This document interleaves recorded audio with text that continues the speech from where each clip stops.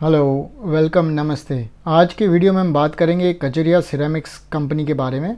इस कंपनी के 8 manufacturing facilities हैं और इनका जो टोटल प्रोडक्शन कैपेसिटी है वो तकरीबन 73 मिलियन स्क्वायर मीटर्स का है। और ये जो 73 मिलियन स्क्वायर मीटर्स का जो टोटल कैपेसिटी वो स्प्रेड आउट हुआ है अराउंड 8 मैन्युफैक्चरिंग फैसिलिटीज़ में। इनके मैन्युफैक्चरिंग फैसिलिटीज़ है राजस्थान में 2, गुजरात में 2, सिकंदराबाद यूपी में 1 और आंध्र प्रदेश में 2 है उनके। तो यहाँ पर इनके डिफरेंट प्रोडक्शन कैपेसिटीज़ है डिफरेंट रीजन्स के। नीचे की तरफ यहाँ पर एक चार्ट है जहाँ पर हम देख सकते हैं कि किस तरह का प्रोडक्ट कौन से रीजन में प्रोड्यूस करते हैं ये कंपनी। इस तरह से इनका ओवरऑल प्रोडक्शन स्प्रेड आउट हुआ है इस 8 मैन्युफैक्चरिंग फैसिलिटीज़ के अंदर। इनका ओवरऑल प्रोडक्शन कैपेसिटी है 73 मिलियन स्क्वायर मीटर्स का। हम ओवरऑल प्रोडक्शन ट्रेंड देख लेते हैं टॉप 10 कंट्रीज़ का। इसमें हम चाइना और इंडिया पे कंसंट्रेट करते हैं। चाइना का कैलेंडर ईयर 18 में 5683 MSM का ओवरऑल कैपेसिटी था, जो 43% ड्रॉप हुआ है कैलेंडर ईयर 17 के मुकाबले। जबकि इंडिया का ओवरऑल प्रोडक्शन 9% से बढ़ा है 1080 MSM से 1145। और अगर हम पूरे वर्ल्ड का देखें तो 13,552 MSM से 13,099 MSM पे आ गया है। और ये जनरली ये जो ड्रॉप है वो चाइना के ड्रॉप की वजह से हुआ है। चाइना का जो प्रोडक्शन है ओवरऑल कम हुआ है कैलेंडर ईयर 18 में, जबकि इंडिया ने 9% का ग्रोथ दिखाया है। अगर हम कंजम्पशन का ट्रेंड देखें, चाइना ने करीब 4,840 MSM का कंजम्पशन किया था कैलेंडर ईयर 18 में, जो अराउंड 38% का ड्रॉप था। तो उनका प्रोडक्शन भी कम हुआ है और कंजम्पशन भी कम हुआ है। इंडिया ने 760 से 750 पे ड्रॉप हो गया है उनका ओवरऑल कंजम्पशन, और ये अराउंड 6% का ड्रॉप देखा गया है। जैसे प्रोडक्शन कम हुआ था वैसे ही ग्लोबल कंजम्पशन भी नीचे गिरा है 3.6% से कैलेंडर ईयर 17 के मुकाबले। और ये बेसिकली चाइना के कंजम्पशन फॉल की वजह से हुआ है। इंडिया का जो कंजम्पशन था वो मार्जिनली कम था 1.32% से। नेक्स्ट साइड बाय साइड देख लेते प्रोडक्शन और कंजम्पशन का। एशिया का सबसे ज़्यादा प्रोडक्शन है अराउंड 69% का, बट कंजम्पशन है ओवरऑल 66.4% का। यूरोपियन कंट्रीज़ ओवरऑल 10% का प्रोडक्शन है इनका, और कंजम्पशन है उनका अराउंड 8.1% का। तो जो बैलेंस होता है वो जनरली ये कंट्रीज़ एक्सपोर्ट कर देती है दूसरे कंट्रीज़ को। और इसी तरह से हमारे पास सारे दूसरे रीजन्स हैं और इनके परसेंटेजेस 10% से कम ही हैं। थोड़ा इंडियन टाइल इंडस्ट्री के बारे में जान लेते हैं। इंडियन टाइल प्रोडक्शन हुआ था टोटल 1145 मिलियन स्क्वायर मीटर्स का मार्च 2019 तक, और टाइल का कंजम्पशन 750 मिलियन स्क्वायर मीटर्स का हुआ था मार्च 2019 तक। एक्सपोर्ट्स बढ़ा है 228 MSM से 274 MSM तक 2019 में। मार्च 2019 तक इस इंडस्ट्री का साइज़ ओवरऑल 28,500 करोड़ तक पहुंच गया था, और इसमें से डोमेस्टिक कंजम्पशन अप्रॉक्सीमेटली 21,000 करोड़ का था और बाकी 7,500 करोड़ का ओवरऑल एक्सपोर्ट्स हुआ था। जो ऑर्गेनाइज्ड सेक्टर है वो करीब 45% कंट्रीब्यूट करते हैं रेवेन्यू में इस इंडस्ट्री के। लास्ट 4 से 5 साल में देखें तो ये industry around 8 to 9% CAGR growth rate से बढ़ रही है, बट 18 से 19 के बीच में एक स्लाइट डी ग्रोथ देखा गया है। इंडियन टाइल इंडस्ट्री में कौन से मेजर प्लेयर्स हैं वो देख लेते हैं। और जैसे पहले बताया था, जो नेशनल ब्रांड्स है या ऑर्गेनाइज सेक्टर है वो तकरीबन 45% कंट्रीब्यूट करती है टोटल टर्नओवर में। इसमें कजरिया सिरेमिक्स सबसे बड़ी है और इनका टोटल टर्नओवर 2,956 करोड़ का था। ये डेटा है up to date till 31 March 2019। फिर प्रिज्म सीमेंट का 1,827 करोड़ का है, सुमानी सिरेमिक्स 1,715 करोड़, एशियन ग्रेनिटो 1,187 करोड़, और इसके नीचे के सारे companies around less than 1,000 crore का टर्नओवर दे रही है। तो टोटल इंडस्ट्री का साइज़ करीब 12,500 करोड़ का था। कजरिया सिरेमिक्स का एक ओवरव्यू देख लेते हैं। कजरिया एक लार्जेस्ट मैन्युफैक्चरर है सिरेमिक और विट्रीफाइड टाइल्स का इंडिया में, और ये 9th लार्जेस्ट है पूरी दुनिया में। इनका एनुअल मैन्युफैक्चरिंग कैपेसिटी करीब 73 मिलियन स्क्वायर मीटर्स का है, और इनके टोटल 8 टाइल प्लांट्स हैं। एक सिकंदराबाद में है यूपी में, और एक है गैलपुर राजस्थान के अंदर, मुल्ताना राजस्थान में एक है, 3 है मोरबी गुजरात के अंदर, और एक विजयवाड़ा, और फाइनली एक है श्रीकालाहस्ती आंध्र प्रदेश में। इनका ओवरव्यू जर्नी देख लेते हैं, कैसे ये कंपनी स्टार्ट हुई थी और कहाँ पे अभी है। इनका टोटल प्रोडक्शन स्टार्ट हुआ था 1988 में सिकंदराबाद में with 1 million square metre per annum के टारगेट के साथ। इनका ग्लेज्ड विट्रीफाइड टाइल्स का total current capacity 8.4 million square metres per annum का है। इन्होंने सेकंड प्लांट कमीशन किया था या स्टार्ट किया था मार्च 1998 में गैलपुर राजस्थान के अंदर, और इसका टोटल कैपेसिटी था 6 million square metres per annum का। और इसी प्लांट का करंट कैपेसिटी है 34 मिलियन स्क्वायर मीटर्स का। सिरेमिक वॉल्स और फ्लोर टाइल्स और ग्लेज्ड विट्रीफाइड टाइल्स ये प्रोड्यूस करती है। इनके सब्सिडरीज़ जो टाइल्स मैन्युफैक्चरिंग में हैं वो 2012 में जैक्स, जिनका 87.3% स्टेक है कजरिया का इस कंपनी के अंदर, ये मोरबी गुजरात के अंदर है, और ये कंपनी पॉलिश्ड विट्रीफाइड टाइल्स बनाती है और इनका total capacity 10.2 million square metre per annum का है। वैनर, जिसमें 51% स्टेक है कजरिया का, वो विजयवाड़ा आंध्र प्रदेश में है, और इस कंपनी का overall production capacity 2.9 million square metres per annum का है, जिसमें वो सिरेमिक वॉल और फ्लोर टाइल्स बनाती है। कोसा, जिसमें 51% स्टेक है, मोरबी गुजरात के अंदर है इनका plant, 5.7 million square metres per annum बनाती है और पॉलिश विट्रीफाइड टाइल्स प्रोड्यूस करती है इस कंपनी से।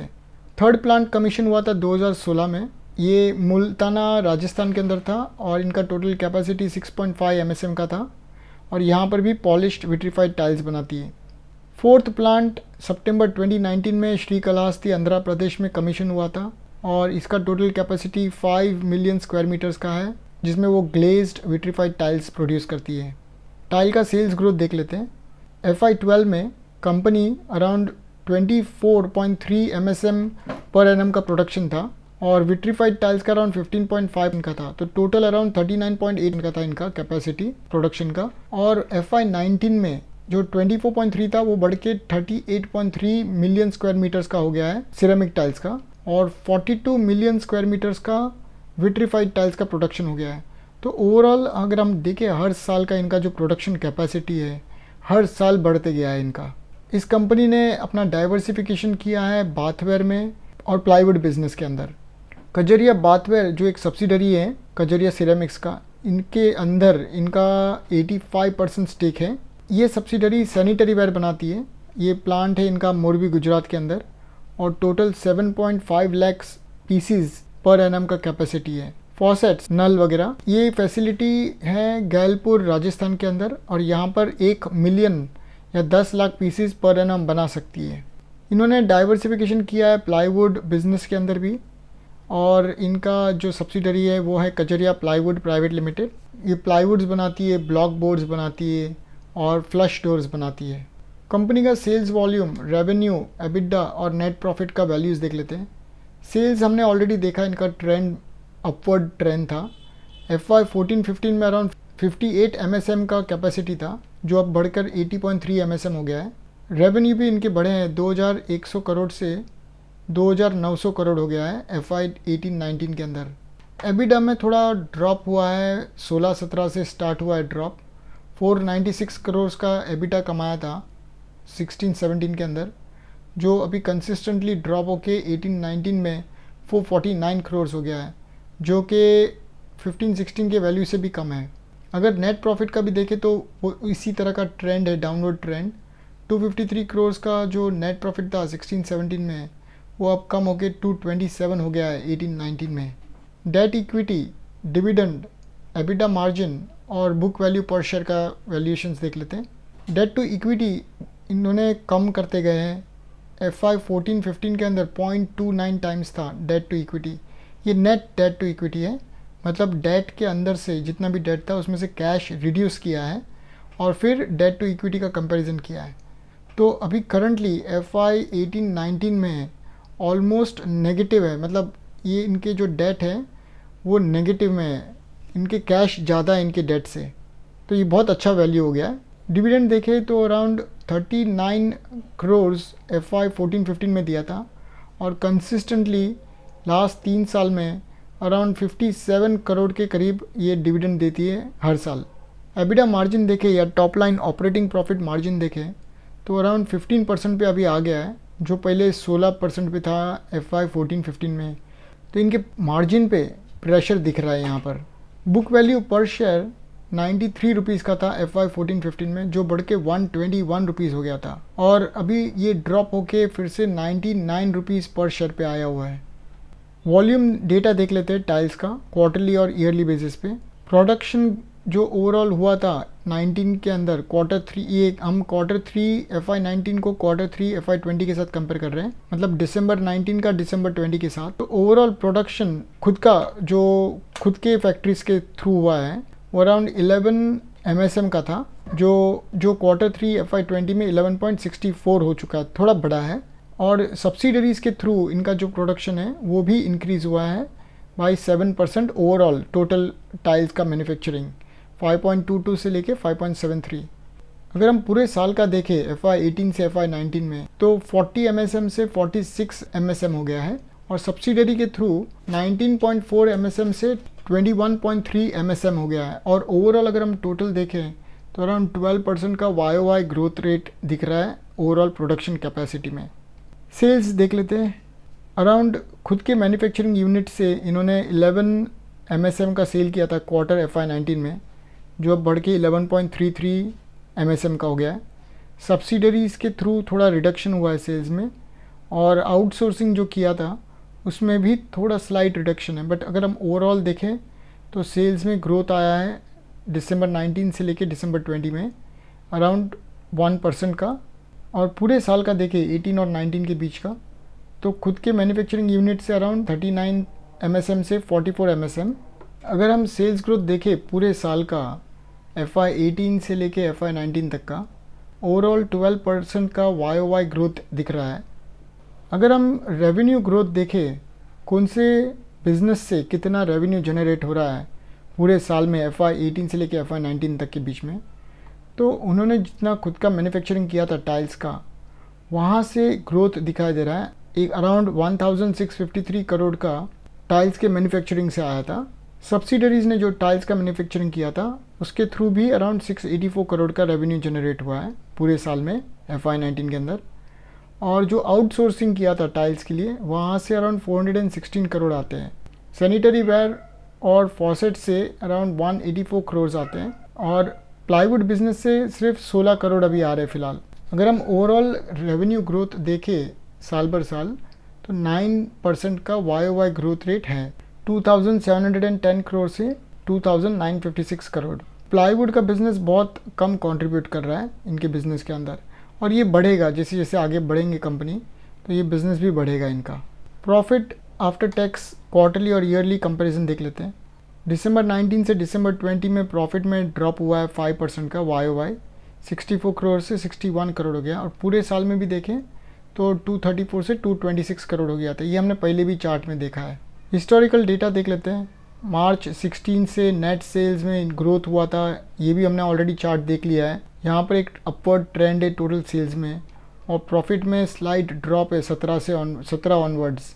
एबिडा मार्जिन भी ड्रॉप हो रहा है, अभी 15.2% पे आ गया था मार्च 19 के अंदर। और प्रॉफिट आफ्टर टैक्स मार्जिन भी 10% से नीचे आ गया है, जो पहले कभी था भी नहीं 10% के ऊपर। मार्च 17 में 9.9% था, जो अब रिड्यूस होकर 7.6% हो गया है। नेट डेट अभी नेगेटिव में आ गया है, जो मैंने पहले भी एक्सप्लेन किया था। इनकी जितने डेट है उससे ज़्यादा उनके पास कैश है, तो अगर वो नेट डेट देखते हैं तो डेट माइनस कैश करना पड़ता है, तो हमको ये नेगेटिव टेरिटरी में आ जाता है। ये बहुत अच्छा माना जाएगा। अगर net debt to equity ratio देखते तो वो भी नेगेटिव में ही होगा, क्योंकि नेट डेट नेगेटिव में है तो डेट टू इक्विटी भी नेगेटिव में हो जाएगा, तो ये भी अच्छा है। मतलब ऑलमोस्ट डेट फ्री हम समझ सकते हैं इसको। वर्किंग कैपिटल साइकिल इनका करीब 58 डेज़ का है और return on equity consistently drop हो रहा है। 26% का इक्विटी था मार्च 16 में, जो अब 15.4% हो गया है और ये एवरेज बेसिस पे है, मतलब 18 और 19 का एवरेज नेटवर्थ लेकर उसको प्रॉफिट के साथ कंपेयर किया है। फाइनली शेयर होल्डिंग पैटर्न देख लेते हैं। इक्विटी शेयर होल्डिंग टोटल है इनके 158 मिलियन के आउटस्टैंडिंग और इसमें प्रमोटर का स्टेक है अराउंड 47.58% का और इंस्टीट्यूशनल होल्डिंग अराउंड 36.8% का है, पब्लिक अराउंड 15% ऑक्यूपाई कर रही है। और इनका जो मार्केट कैप है ओवरऑल 31 मार्च 2009 के अंदर 202 करोड़ का था। इस कंपनी का वैल्यू 2009 में 202 करोड़ का था और इस 10 साल में ये ग्रो हो रही है अराउंड 47% कैगर ग्रोथ रेट से। और अभी करंट 10 साल के बाद इनका ओवरऑल मार्केट वैल्यूएशन 9,300 करोड़ का हो गया है। तो इसके साथ ही मेरा ब्रीफ एनालिसिस इस कंपनी का कंप्लीट होता है। अब हम डिटेल्ड एनालिसिस देख लेते हैं। कजरिया सिरामिक्स 1985 में इनकॉर्पोरेट की गई थी। एक टेक्निकल कोलैबोरेशन किया था उन्होंने स्पेन की कंपनी के साथ और इसी के थ्रू वो फ्लोर और वॉल टाइल्स मैन्युफैक्चर करती थी। इनका ऑपरेशंस 1988 में शुरू हुआ था और initial capacity around 1 million square metres per annum का था, जिसमें वो सिरेमिक टाइल्स का मैन्युफैक्चरिंग कर रही थी सिकंदराबाद यूपी में। कंपनी ने अपना प्रोडक्शन कैपेसिटी और प्रोडक्ट का रेंज दोनों को एक्सपांड किया है। प्रेजेंटली देखें तो कंपनी खुद से भी मैन्युफैक्चरिंग करती है, आउटसोर्स भी करती है और सिरेमिक और विट्रीफाइड टाइल्स का ट्रेडिंग भी करती है। इसके अलावा कंपनी सैनिटरी वेयर मार्केट करती है अपने ब्रांड कैरोविट के अंदर। कंपनी के खुद के मैन्युफैक्चरिंग प्लांट्स हैं जो सिकंदराबाद, गैलपुर और मुल्ताना राजस्थान के अंदर हैं और इन 3 प्लांट्स का टोटल कैपेसिटी अराउंड 49.2 MSM का है। इसके अलावा कंपनी के पास अराउंड 23.8 MSM का कैपेसिटी है जो वो अपने सब्सिडरीज़ और जॉइंट वेंचर्स के थ्रू मैन्युफैक्चर करती है और इसी के साथ इनका टोटल कैपेसिटी अराउंड 73 MSM का बन जाता है। टाइल्स के अलावा कजरिया के पास सैनिटरी वेयर प्लांट्स भी है मोरबी गुजरात के अंदर और फॉसेट्स नल का मैन्युफैक्चरिंग फैसिलिटी है गैलपुर राजस्थान के अंदर और ये मैन्युफैक्चर करती है अपने step down subsidiary Kajaria bathware private limited के थ्रू। ये सैनिटरी वेयर प्लांट का कैपेसिटी अराउंड 7.5 लाख पीसेस का है और फॉसेट्स का अराउंड 1 मिलियन पीसेस का है। FY 2019 के अंदर कंपनी ने 228 करोड़ का नेट प्रॉफिट डिक्लेयर किया था और उसके सामने ऑपरेटिंग इनकम था या जो हम रेवेन्यू बोल सकते हैं वो 2,956 करोड़ का था, जबकि 2018 में रेवेन्यू 2,710 करोड़ का था और प्रॉफिट 228 करोड़ का कमाया था कंपनी ने। ये एक लार्जेस्ट प्लेयर है डोमेस्टिक टाइल इंडस्ट्री के अंदर और ऑलमोस्ट 30 साल से ये बिजनेस कर रही है और इनके ब्रांड्स वेल रिकग्नाइज्ड हैं। कंपनी का एक वाइड स्प्रेड डिस्ट्रीब्यूशन नेटवर्क है जिसमें अराउंड 5,000 टच पॉइंट्स हैं, जिसमें डीलर्स, सब डीलर्स और फ्रेंचाइजी मैनेज्ड शोरूम्स और डिस्प्ले सेंटर्स भी आते हैं। ये कंपनी सारे price range as well as product range के अंदर अपना मैन्युफैक्चरिंग करती है। कंपनी का कस्टमर बेस वेल डाइवर्सिफाइड है। ये कंपनी रिटेल और इंस्टीट्यूशनल सेगमेंट में प्रेजेंट है। टोटल रेवेन्यू में रिटेल का कंट्रीब्यूशन अराउंड 70% का है। कंपनी के स्ट्रॉन्ग इंटरनल एक्रूअल्स हैं। इनके कैपेक्स रिक्वायरमेंट के लिए एक्सटर्नल डेट पे डिपेंड नहीं करती है। इनका नेटवर्थ बेस करीब 1,575 करोड़ का था 31 मार्च 2019 तक। इनके डेट लेवल्स काफ़ी लो है, 0.07 टाइम्स है 31 मार्च 2019 तक। प्रॉफिटेबिलिटी भी हेल्दी है और इसी के वजह से एक स्ट्रॉन्ग डेट प्रोटेक्शन मैट्रिक दिखता है हमको, जो total debt to operating EBITDA में हम देख सकते हैं 0.26 टाइम्स का है। मतलब इनका जो टोटल डेट है वो सिर्फ 0.26 टाइम्स है अपने ऑपरेटिंग एबिटा का। सो अगर वो चुकाना चाहे तो इजीली पे ऑफ कर सकती है। इंटरेस्ट कवरेज काफ़ी हाई है at around 29.2 times. As of 31 March 2019 company के पास सरप्लस कैश बैलेंस था अराउंड 187 करोड़ का। अभी recently government certain strict regulations लेके आई है जिसकी वजह से जो ऑर्गेनाइज्ड टाइल मैन्युफैक्चरर्स हैं उनके लिए वो फेवरेबल रहेगा। टाइल इंडस्ट्री के अंदर अनऑर्गेनाइज सेक्टर की वजह से काफ़ी कंपटीशन है इस कंपनी को और ओवरऑल इंडस्ट्री को भी।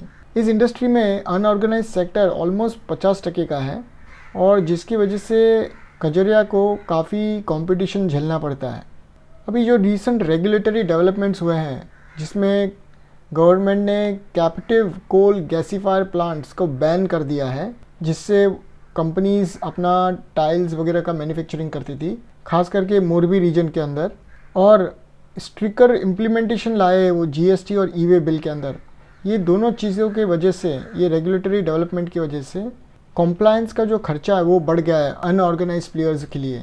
दूसरा एक प्रॉब्लम है कि यहाँ पर लार्ज ऑर्गेनाइज्ड प्लेयर्स भी हैं और बहुत सारे स्मॉल साइज प्लेयर्स भी हैं, जिनके वजह से एक कंटिन्यूस इंटेंसिफाइड कंपटीशन रहता है टाइल इंडस्ट्री के अंदर, और सभी कंपनीज ज़्यादा से ज़्यादा प्रोड्यूस कर रही है, जिसकी वजह से कंपटीशन बढ़ चुका है। डिमांड सिनेरियो भी अभी फ़िलहाल सबड्यूड है, कम है, और इसकी वजह से प्राइसिंग प्रेशर देख रहे हैं बहुत सारे कंपनीज़, जिसमें कजरिया भी है, जिसे हम देखेंगे आगे। तो प्रॉफिट्स भी इनका ड्रॉप हो रहा था क्योंकि ओवरऑल डिमांड सिनेरियो कम है, और ये अपने को देखने को मिलता है इनके रियलाइजेशन में। जो नेट प्रॉफिट है लास्ट 2 साल का, कंपनी का जो प्रॉफिटेबिलिटी है वो डिपेंड करता है कि कंपनी अपने रॉ मटेरियल और नेचुरल गैस, इन 2 चीज़ों का कॉस्ट कैसे मेंटेन करती है, और ये जो 2 कॉस्ट है वो मेजर कॉस्ट है कंपनी के, और इसी की वजह से अगर इसमें कोई भी तरह का चेंजेस आता है तो इनके कॉस्ट स्ट्रक्चर्स बढ़ जाते हैं। एंड यूज़र सेगमेंट से भी डिमांड कम है, ओवरऑल इकोनॉमिक डिमांड भी कम है, और इसी के वजह से कंपनी अपना जो कॉस्ट इंक्रीज़ हुआ है रॉ मटेरियल या नेचुरल गैस का, तो वो पास ऑन नहीं कर सकती है अपने कस्टमर्स को, और इसी की वजह से प्रॉफिट पे डायरेक्ट असर होता है, और जो हम लास्ट 2 साल में भी देख पाएंगे। कंपनी का एनुअल डेट रीपेमेंट कमिटमेंट करीब 10 से 25 करोड़ का है हर साल ओवर द नेक्स्ट 3 इयर्स, जो ये काफ़ी कंफर्टेबली पे कर सकती है इनके इंटरनल एक्रूअल से ही, जो हमने ऑलरेडी देखा। इनके प्रॉफिट्स भी काफ़ी अच्छे हैं। नेगेटिव ट्रिगर्स देख लेते हैं, क्या क्या चीज़ें कंपनी पे एक नेगेटिव सेंटिमेंट ला सकती हैं। अगर इनका फिनेंशियल मैट्रिक्स डिटोरेट हुआ या ख़राब हुआ तो ये एक नेगेटिव प्रेशर बनाएगा कंपनी के प्राइस पे। अगर कंपनी का रेवेन्यू ग्रोथ नहीं होता है या नेगेटिव ग्रोथ में चला जाता है तो भी ये एक प्रॉब्लम हो सकता है कंपनी के लिए। अगर प्रॉफिटेबिलिटी कम होता है, खास करके रिटर्न ऑन कैपिटल एम्प्लॉयड अगर 20% से नीचे गिरता है तो वो एक नेगेटिव है। अगर कंपनी एक मेजर डेट फंडेड कैपेक्स करती है या इन्वेस्टमेंट्स करती है तो इसका इम्पैक्ट लिवरेज प्रोफाइल पे होगा, जो डेट टू इक्विटी प्रोफाइल है उसके ऊपर। और एक नेगेटिव ट्रिगर है इनका, अगर डेट कवरेज मैट्रिक्स अगर बढ़ता है, जो हमने ऑलरेडी देखा, या किसी भी तरह से इनका रिसीवेबल साइकिल बढ़ता है, जो कस्टमर से पेमेंट लेना है, डेटर डेज जो हम बोलते हैं, अगर वो बढ़ जाता है तो भी इनके वर्किंग कैपिटल साइकिल पे उसका प्रेशर होगा, और ये एक इनका लिक्विडिटी पोजीशन को थोड़ा इम्पैक्ट कर सकती है। फाइनली हम डिटेल्ड एनालिसिस कंप्लीट करते हैं अपने पॉजिटिव ट्रिगर्स के साथ। अगर कंपनी का स्केल ऑफ ऑपरेशंस बढ़ता है या ऑपरेटिंग प्रॉफिटेबिलिटी बढ़ती है सस्टेन बेसिस पे कंटिन्यूसली, तो एक स्ट्रॉन्ग पॉजिटिव माना जाएगा। साथ ही साथ कंपनी को अपना लिक्विडिटी प्रोफाइल, जो करंट रेशियो है, और लिवरेज रेशियो, ये दोनों को मेंटेन करना होगा। बिजनेस सेंटिमेंट और बिजनेस आउटलुक में अगर इम्प्रूवमेंट दिखता है टाइल इंडस्ट्री के लिए, ये एक पॉजिटिव ट्रिगर होगा कंपनी के लिए। तो इसी के साथ मेरा डिटेल्ड एनालिसिस कजरिया सिरेमिक्स का कंप्लीट होता है। इसके आगे हम profit and loss account, balance sheet, cash flow statement वगैरह देख लेते हैं, फिनेंशियल स्टेटमेंट्स देख लेते हैं। फिर उसके आगे हम जाकर पीयर ग्रुप एनालिसिस करेंगे कजरिया सिरेमिक्स को दूसरे 2 कंपनीज़ के साथ, जो भी टॉप 2 कंपनीज़ रहेंगी उसके बाद उसके साथ करेंगे। और फाइनली हम ग्राफ और इंट्रिंसिक वैल्यू का कैलकुलेशन करके समाप्त करेंगे इस वीडियो को। तो शुरू करते हैं हमारा profit and loss account analysis के साथ। सेल्स का ग्रोथ रेट देख लेते हैं। ये कंपाउंडेड ग्रोथ रेट है, एवरेज ग्रोथ रेट नहीं है। हम CAGR ग्रोथ रेट देख रहे हैं सेल्स में 5 इयर्स, लास्ट 3 साल में, और लेटेस्ट एब्सोल्यूट ग्रोथ रेट क्या है। मार्च 19 से रिसेंट 12 महीने तक सेल्स फ्लैट था 2956 से 2971 करोड़ का, जो कि अराउंड 1% से भी कम ग्रोथ हुआ है सेल्स में। लास्ट 3 साल में देखें 16 से लेके 19 तक, तो 2413 करोड़ से 2956 करोड़ तक सेल्स बढ़ा है, जो अराउंड 7% का कंपाउंडेड ग्रोथ रेट है। कंपाउंडेड ग्रोथ रेट का मैंने एक वीडियो बनाया हुआ है रेशियोज़ प्लेलिस्ट के अंदर, तो वहाँ पर आप जाके समझ सकते एक बार कि CAGR ग्रोथ रेट क्या होता है और एवरेज और CAGR में क्या डिफरेंस है। लास्ट 5 साल में सेल्स में अराउंड 9.9% का ग्रोथ दिख रहा है। मार्च 14 से मार्च 19 तक हर साल 9.9% से सेल्स बढ़ रहा है कंपाउंडेड। तो ओवरऑल अगर हम लॉन्ग टर्म देखें तो सेल्स में ग्रोथ रेट है 5% के ऊपर का। अभी मार्च 19 से रीसेंट 12 महीने में थोड़ा फ्लैट हो गया है। एवरेज OPM मार्जिन लास्ट 3 साल और लास्ट 5 साल से 15% के ऊपर का ही था। मार्च 19 का वैल्यूज़ देखें, टोटल सेल्स 2,900 करोड़ के सामने 2,500 करोड़ का एक्सपेंसेस था, जो तकरीबन 15.4% का मार्जिन बनता है। इवन रीसेंट 12 महीने में भी कंपनी ने 15% का मार्जिन बना के रखा है, जो एग्जैक्टली मेरे बेंचमार्क के करीब है। अदर इनकम से ज़्यादा कंट्रीब्यूशन नहीं आ रहा है कंपनी के टोटल प्रॉफिट्स में। सिर्फ 22 करोड़ का अदर इनकम आया था 2,900 करोड़ के सेल्स के सामने, जो सिर्फ 0.8% बनता है। एक छोटा वैल्यू है और through out the years company का अदर इनकम सिग्निफिकेंटली कंट्रीब्यूट नहीं करता था नेट प्रॉफिट के अंदर। कंपनी का डेप्रिसिएशन टोटल सेल्स के सामने देखे तो 101 करोड़ का है, जो तकरीबन 3.4% बनता है। तो यहाँ पर हमको ट्रेंड देखना है, ये वैल्यू लो नहीं है, इसको हमको कंपेयर करना है टोटल ग्रॉस ब्लॉक के सामने, जो हम बैलेंस शीट में देखेंगे। तो अगर हम ट्रेंड देखें तो 3%, 3% और 3.4% का है 16, 19 और रिसेंट 12 महीने में। तो एक फ्लैट ट्रेंड है यहाँ पर। रॉ मटेरियल कॉस्ट कंपनी का अराउंड 35% का था मार्च 19 में, और हमने टोटल ऑपरेटिंग एक्सपेंसेस भी देखे थे, वो काफ़ी ज़्यादा था। बट यहाँ पर ये प्योरली हम रॉ मटेरियल कॉस्ट की बात कर रहे हैं। अब इसमें अदर एक्सपेंसेस भी हो सकते हैं, अगर हम उनको भी जोड़े ऑलमोस्ट 85% का बनता है रिसेंट 12 महीने में। टोटल एक्सपेंसेस की बात कर रहा हूँ मैं, सिर्फ रॉ मटेरियल की नहीं। एम्प्लॉय कॉस्ट की बात करें तो अराउंड 11% पे आ रहा है, और ये इंक्रीजिंग ट्रेंड में है। तो कंपनी अपने एम्प्लॉयज़ इधर बढ़ा रही है या एम्प्लॉय के खर्चे बढ़ रहे हैं इनके। मार्च 19 में करीब इनका 11.69% का एम्प्लॉय कॉस्ट था टोटल सेल्स के सामने। इंटरेस्ट एक्सपेंस सिर्फ 18 करोड़ का था रिसेंट 12 महीने में, और अगर हम ट्रेंड भी देखें तो डाउनवर्ड ट्रेंड है। मार्च 19 में भी सिर्फ 16 करोड़ दिए थे, जो अराउंड 0.5% का बनता है, और रिसेंट 12 महीने में भी अराउंड 0.6% का टोटल सेल्स के सामने। तो एक बहुत छोटा वैल्यू है। और जब हम कंपनी का प्रोफाइल एनालिसिस कर रहे थे तब हमने देखा था कि ओवरऑल डेट भी कंपनी ने अपना रिड्यूस किया है सब्सटेंशियली। टैक्स रेट करीब 22% का आ रहा है अभी फ़िलहाल रिसेंट 12 महीने में। मार्च 19 में 36.1% का था, और अभी जो गवर्नमेंट का रीसेंट रेगुलेशन निकला है जिसमें ओवरऑल टैक्स रेट कंपनीज़ के कम किए 25% पे, ज़्यादा करके कंपनीज़ को बेनिफिट हुआ है। तो इसमें कजरिया को भी बेनिफिट हुआ है। अराउंड 22% का टैक्स रेट दिया है इन्होंने, जो 77 करोड़ बनता है, और profit before tax around 349 crore का था। पीबीटी का ट्रेंड ड्रॉप हो रहा है, हमने देखा था। ओवरऑल प्रॉफिट पे भी प्रेशर पड़ रहा है ये लास्ट 2-3 साल के अंदर। कवरेज रेशियो अच्छा रहेगा, रिसेंट 12 महीने में करीब 20.5 टाइम्स का कवरेज रेशियो है। एबिट कमाया था 366 करोड़ का, उसके सामने सिर्फ 18 करोड़ का इंटरेस्ट कॉस्ट है, जो अराउंड 20 टाइम बनता है। 18 इंटू 20 366 बनता है। तो हम इस तरह से हम समझने की कोशिश कर रहे हैं कि एबिट है क्या कंपनी के पास, या टॉप लाइन प्रॉफिट जनरेट कर रही है क्या, और उसके सामने कितना इंटरेस्ट भर रही है। और मार्च 19 में करीब 24 टाइम्स था। तो ओवरऑल 4 टाइम्स के ऊपर होना चाहिए इंटरेस्ट कवरेज। मतलब जो भी कंपनी का अर्निंग्स बिफोर इंटरेस्ट और टैक्स है वो अपने इंटरेस्ट कॉस्ट से 4 गुना ज़्यादा होना चाहिए। नेट प्रॉफिट मार्जिन कंपनी का लो रहा था हमेशा से, 16, 19 और रिसेंट 12 महीने में भी 10% से कम ही रहा है। अगर प्रॉफिट का वैल्यूज़ भी देखें, वो भी एक फ्लैट रेंज में घूम रहा है, अराउंड 220 करोड़ के ऊपर ही है, और स्टडी है काफ़ी। बट हमको इससे कंटिन्यूस अपवर्ड ट्रेंड में चाहिए देखना है हमको। तो जैसे सेल्स बढ़ता है तो वैसे प्रॉफिट्स भी बढ़नी चाहिए। और मेरा जो बेंचमार्क वो अराउंड 10% का एनपीएम का है। जब हम इसको पीयर ग्रुप कंपनीज़ के साथ एनालाइज करेंगे तो हम देखेंगे कि दूसरी कंपनीज़ का नेट प्रॉफिट मार्जिन क्या है, ये पूरे इंडस्ट्री में प्रेशर है या सिर्फ इस कंपनी के ऊपर प्रेशर है।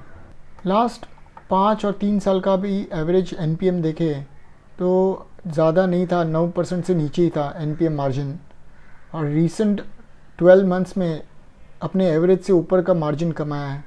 प्रॉफिट के अंदर ग्रोथ देख लेते, जैसे सेल्स के अंदर ग्रोथ हम देखा है 5 ईयर्स 3 ईयर्स के अंदर, इसी तरह से प्रॉफिट का भी ग्रोथ रेट देखना होता है कि प्रॉफिट किस स्पीड से बढ़ रहा है हर साल। तो लास्ट 5 साल में प्रॉफिट में अराउंड 12.8% का ग्रोथ रेट था। 124 करोड़ का प्रॉफिट कमाया था मार्च 14 में, जो अब मार्च 19 में 227 करोड़ का हो गया है। बट रीसेंट 3 ईयर्स में डी ग्रोथ दिख रहा है प्रॉफिट्स के अंदर, 231 से 227 करोड़ हो गया है। तो प्रॉफिट जो 3 साल पीछे था वहाँ से अभी रिसेंटली मार्च 19 में और भी कम हो गया है। तो हमको क्या चाहिए कि आज जो हम प्रॉफिट कमा रहे हैं वो 3 साल पीछे से ज़्यादा होना चाहिए था, या 5 साल पीछे से अभी आज करंटली हमको ज़्यादा प्रॉफिट कमाना चाहिए। ये स्वाभाविक है क्योंकि हमारे एक्सपेंसेस भी बढ़ते हैं, तो हमारे प्रॉफिट्स भी बढ़ने चाहिए उसके साथ। अगर प्रॉफिट्स नहीं बढ़ेंगे उसी स्पीड से तो ओवरऑल मार्जिन कम हो जाएगा। और रिसेंट 12 महीने में देखें, मार्च 19 से रिसेंट 12 मंथ्स में तो इंक्रीज़ हुआ है, 227 से 272 करोड़ हो गया है, जो 19.9% का एब्सोल्यूट ग्रोथ रेट है। ये कैगर नहीं होता है, एक साल में हमको डायरेक्ट ग्रोथ रेट मिलता है 227 से 272 का। तो अभी फ़िलहाल रिसेंट 12 महीने में थोड़ा प्रॉफिट में ग्रोथ तो दिख रहा है, बट इसको हमको लॉन्ग टर्म देखना होगा कि कैसे प्रोग्रेस कर रही है कंपनी, कैसे अपना मार्जिन बनाए रख रही है। Valuation ratio market cap to sales, इसमें हमको ये देखना है कि सेल्स के सामने कितना मार्केट कैप है, या कंपनी का जो वैल्यू मार्केट के अंदर है वो अपने सेल्स के सामने कितना गुना ज़्यादा है। करीब 1.9 टाइम्स का मल्टीपल है सेल्स और मार्केट कैप के बीच में। कंपनी ने टोटल 2,900 करोड़ के रेवेन्यू जनरेट किए थे, और कंपनी का मार्केट कैप या मार्केट वैल्यू करंटली 5,600 करोड़ का है, जो अराउंड 2 टाइम्स ज़्यादा है अपने सेल्स के सामने। तो जब भी हमको इतने लो मल्टीपल पे मिले तो ये एक अच्छा वैल्यूएशन रेशियो माना जाएगा। अगर हम इसी को मार्च 19 के वैल्यू के साथ कंपेयर करते हैं तो वो 3.2 टाइम्स था, इवन 16 में भी सेम मल्टीपल था। तो यहाँ से तो हमको एक ऑलमोस्ट अच्छे भाव में मिल रहा है। मार्केट कैप जो मार्च 19 में 9,300 करोड़ था, यहाँ से सब्सटेंशियल ड्रॉप दिख रहा है हमको 5,600 पे। तो मार्केट कैप या मार्केट प्राइस बोले या इंडिविजुअल एक शेयर का जो भाव बोले वो गिरा हुआ है काफ़ी। तो इसकी वजह से हमको एक अपॉर्चुनिटी मिलता है। अगर कंपनी के फंडामेंटल्स अच्छे हैं तो हम डिसाइड कर सकते हैं कि हमको ये बाय करना है कि नहीं, और ये मल्टीपल अच्छा है मेरे हिसाब से। डिविडेंड का जो पे आउट है, इंक्रीमेंटली डिविडेंड बढ़ रहा है हर साल 14, 16 और 19 के अंदर। अभी फ़िलहाल 19 में 48 करोड़ दिया है कंपनी ने डिविडेंड में। टोटल प्रॉफिट कमाया था अराउंड 227 करोड़ का, और ये अपवर्ड ट्रेंड में भी है। और मार्च 19 में वो तकरीबन 21% बनता है, तो अपने प्रॉफिट का 21% डिविडेंड में दिया है कंपनी ने। और अगर हम परसेंटेज वाइज भी देखें ट्रेंड, तो अराउंड 15% से ऊपर ही रहा है through out the years. Price earning valuation ratio देख लेते हैं। रिसेंट 12 महीने में या जो लेटेस्ट प्राइस अर्निंग मल्टीपल है वो 20.9 टाइम्स का है।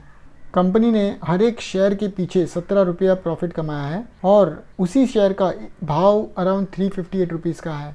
तो आप 20 गुना ज़्यादा दे रहे हैं प्रॉफिट के सामने। अगर हम इसको कंपेयर करें मार्च 19 के वैल्यू के सामने, तो मल्टीपल 41 था, और अभी ऑलमोस्ट हाफ हो गया है वो मल्टीपल, 41 से सीधा 20 गुना हो गया है। तो अभी एक बहुत अट्रैक्टिव वैल्यूएशन पे आया हुआ है। मेरा बेंचमार्क 25 टाइम का है, 25 गुना से ज़्यादा नहीं देना है मुझे अर्निंग्स के सामने। मार्च 19 और मार्च 16 में भी एक हाई मल्टीपल था। तो मार्च 19 का वैल्यूज़ देख लेते हैं। 14 रुपीज़ कमा रही थी पर शेयर, और वो शेयर खरीदने के लिए हमको 590 देना पड़ रहा था मार्च 19 एंडिंग ऑफ मार्च 19 तक, जो एक 41.4 टाइम्स का मल्टीपल बनता है। तो मैं तो कभी यहाँ पर ख़रीदूँगा नहीं इस हाई मल्टीपल पे। तो जब ये नीचे गिरता है और हमको एक 25 गुना के नीचे मिलता है, तब हम उसको बाई कर सकते हैं। एवरेज भी देखे लास्ट 3 और 5 साल का तो काफ़ी हाई था, 37 और 38 टाइम्स का था, जो अब रिसेंटली अवेलेबल है अराउंड 20.9 टाइम्स पे। बाकी भी रेशियोज़ देखेंगे हम, प्रॉफिटेबिलिटी रेशियोज़ और करंट रेशियो वगैरह, और समझेंगे कि बैलेंस शीट के थ्रू ये कंपनी के फंडामेंटल्स अच्छे हैं कि नहीं। क्योंकि इसका वैल्यूएशन कम है, इसका मतलब ये नहीं कि हमको ये कंपनी बाय करनी है। वैल्यूएशन हमको एक आइडिया देगा कि हम महंगा बाय कर रहे हैं या सस्ता बाय कर रहे हैं। बाकी जो हमको हमारा जो मेन क्राइटेरिया है वो डिपेंड करता है कंपनी की क्वालिटी पे। क्वालिटी अच्छी है और हमको अच्छे भाव पे मिल रहा है तो हमको डेफिनेटली बाय करना चाहिए। नेक्स्ट मूव ऑन करते बैलेंस शीट एनालिसिस देख लेते हैं। कंपनी ने अपना इक्विटी शेयर कैपिटल एकदम फ्लैट रखा हुआ है। अभी 16 करोड़ का इसका इक्विटी है, और फेस वैल्यू अभी फ़िलहाल 1 पे है इसका। मार्च 16 में फेस वैल्यू करीब 2 रुपये का था, जो अब 1 रुपीज़ का हो चुका है। रिटर्न ऑन इक्विटी मार्च 19 में मेरे बेंचमार्क के नीचे आ गया है। कंपनी को कम से कम 15% तो कमाना चाहिए मेरे पैसे पे। मेरा पैसा मतलब जो इक्विटी होल्डर का पैसा है या शेयर होल्डर का जो पैसा है, वो ओनर्स भी बोला जाता है उनको। तो ओनर्स के पैसे पे कम से कम 15% का तो कमाना चाहिए, क्योंकि यहाँ पर रिस्क भी है, हम रिस्क ले रहे हैं जब हम इन्वेस्ट कर रहे हैं कंपनी में। तो अगर हम रिस्क फ्री पैसा डालें बैंक में वगैरह एफडी में, तो कम से कम हम एक्सपेक्ट तो करते हैं 8% का वहाँ पे रिस्क फ्री। तो यहाँ पे तो बहुत रिस्क है कि भाव नीचे जाएगा और डिविडेंड मिले नहीं मिले, तो इसके लिए कम से कम 15% का तो टारगेट रखना चाहिए कंपनी में जिसमें हम इन्वेस्ट कर रहे हैं। मार्च 16 का वैल्यू के सामने मार्च 19 में सब्सटेंशियल ड्रॉप दिख रहा है। 23.8% का मार्जिन था मार्च 16 में। ओवरऑल इंडस्ट्री का जो डिमांड है वो गिरा हुआ है, तो इसके वजह से मार्जिन पे और प्रॉफिटेबिलिटी पे काफ़ी प्रेशर पड़ता है। तो अराउंड 227 करोड़ का प्रॉफिट कमाया था मार्च 19 में, और ओवरऑल नेटवर्थ या इक्विटी बोले तो कंपनी में अंदर 1575 करोड़ का था। तो यहाँ पर इसको गोइंग फॉरवर्ड हमको ये देखना कि ये नीचे नहीं गिरे। कभी कभी क्या होता है, एक साल में प्रेशर होता है, अगर लॉन्ग टर्म एवरेजेस अच्छे हैं तो हम डेफिनेटली कंपनी में बाय कर सकते हैं। तो अगर लास्ट 7 साल, 5 साल और 3 साल का देखें तो रिटर्न ऑन इक्विटी का वैल्यू 15% से ऊपर ही था। अभी मार्च 19 में वो अपने एवरेजेस से नीचे आया है सब्सटेंशियली, बट अगर हम लॉन्ग टर्म देखें तो ये अच्छा माना जाएगा।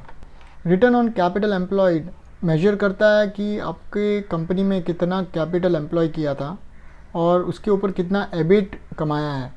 तो कैपिटल एम्प्लॉयड जो होता है वो टोटल डेट जितना भी बोरोइंग किया है प्लस जो शेयर होल्डर का कंट्रीब्यूशन है बिजनेस में, उन दोनों को ऐड करके हमको कैपिटल एम्प्लॉयड मिलता है।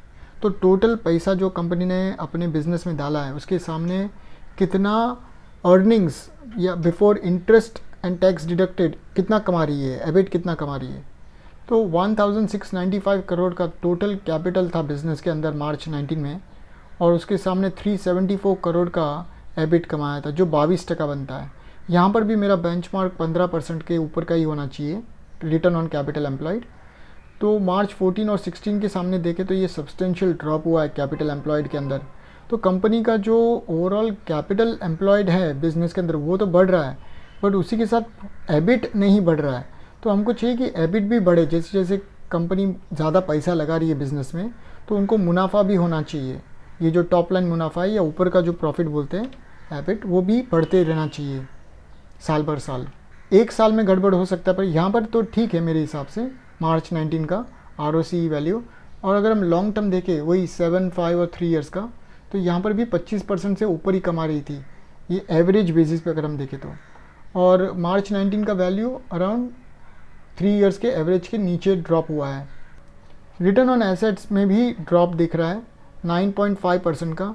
Total assets basically balance sheet का साइज़ है। बैलेंस शीट में सारे एसेट्स, हम फिक्स एसेट्स बोले मोटर कार व्हीकल या investments, cash holding, capital work in progress, debtors, ये सारे एसेट्स मिलके टोटल एसेट्स बनते हैं या बैलेंस शीट साइज़ बनता है। तो टोटल बैलेंस शीट कंपनी का अराउंड 2385 करोड़ का है, और उसके सामने कंपनी ने 227 करोड़ का नेट प्रॉफिट कमाया था मार्च 19 में, जो अराउंड 9.5% बनता है। और मार्च 14 और 16 के मुकाबले ये ड्रॉप हुआ है। और हमको रिटर्न ऑन एसेट्स को पीयर ग्रुप कंपनीज के साथ भी कंपेयर करना होगा।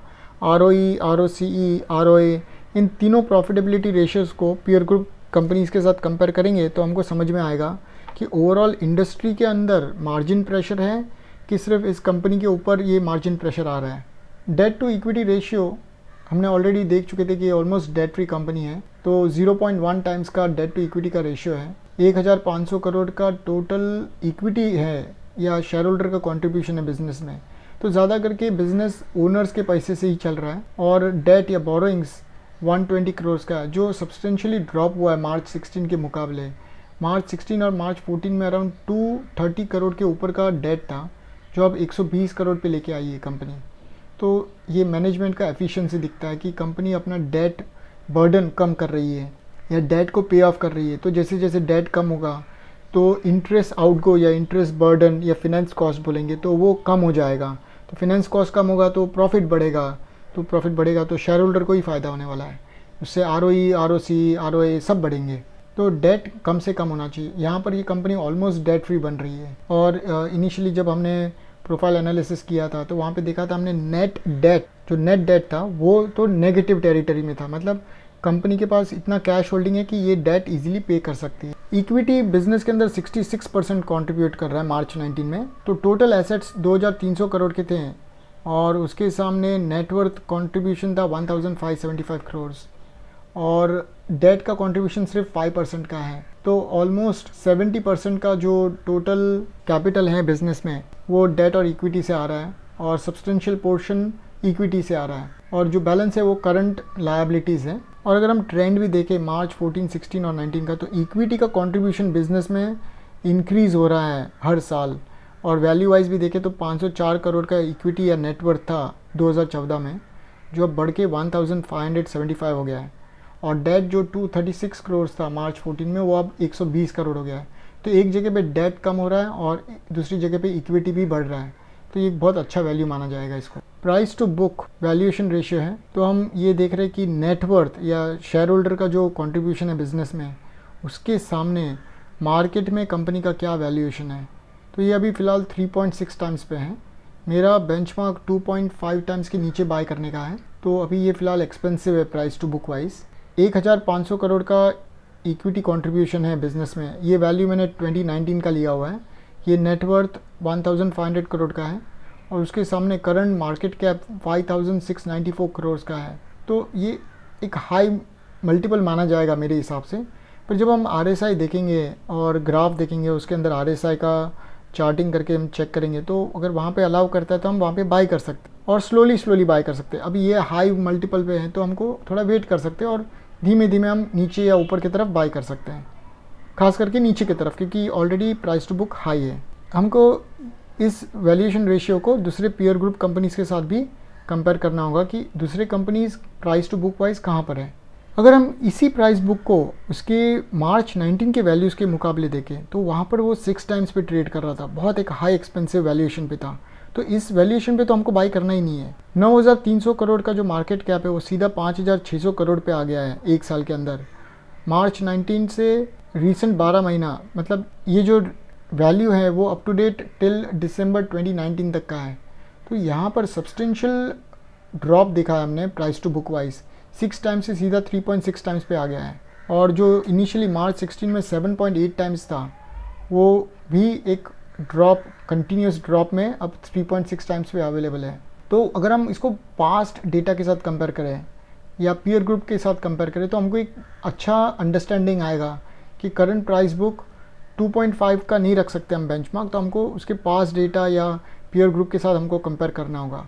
कोई भी चीज़ एक फिक्स लेके भी हम नहीं बैठ सकते हैं एज अ बेंचमार्क, बट एक क्राइटेरिया रख सकते हैं कि एक स्टैंडर्ड हमारा 2.5 टाइम्स का है प्राइस टू बुक, 25 टाइम का प्राइस टू अर्निंग है, और फिर उसके साथ बाद में हम उसको थोड़ा छेड़छाड़ करके आप ऊपर या नीचे लेके कैसे उसका एवरेजेस कैसा है या उसका पीयर ग्रुप कंपनीज कैसे कमा रही है या उनका वैल्यूएशन रेशियोज़ क्या है, वो समझ के हम अपना बेंचमार्क को थोड़ा एडजस्ट कर सकते हैं।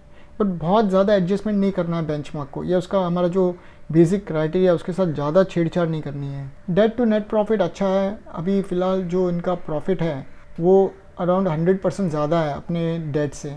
मार्च 19 के वैल्यूज़ को देखें तो मार्च 19 में अराउंड 120 करोड़ का टोटल डेट था और मार्च 19 में ही टोटल नेट प्रॉफिट कमाया था 227 करोड़। तो अगर कंपनी चाहे तो ये आराम से पे ऑफ कर सकती है, 227 करोड़ का प्रॉफिट के सामने 120 करोड़ का डेट चुका सकती है और डेट फ्री भी बन सकती है, जो कंपनी किया है कंपनी ने ओवरऑल। इसके पहले हमने देखा था डेट ज़्यादा था और नेट प्रॉफिट कम था, बोथ 14 और 16 के अंदर, और मार्च 19 में अभी वो उल्टा हो गया। तो यहाँ पर एक एफिशिएंसी दिखता है हमको कंपनी में कि कंपनी अपना डेट कम करने की कोशिश कर रही है, ऑलमोस्ट ज़ीरो बना दिया डेट कंपनी ने।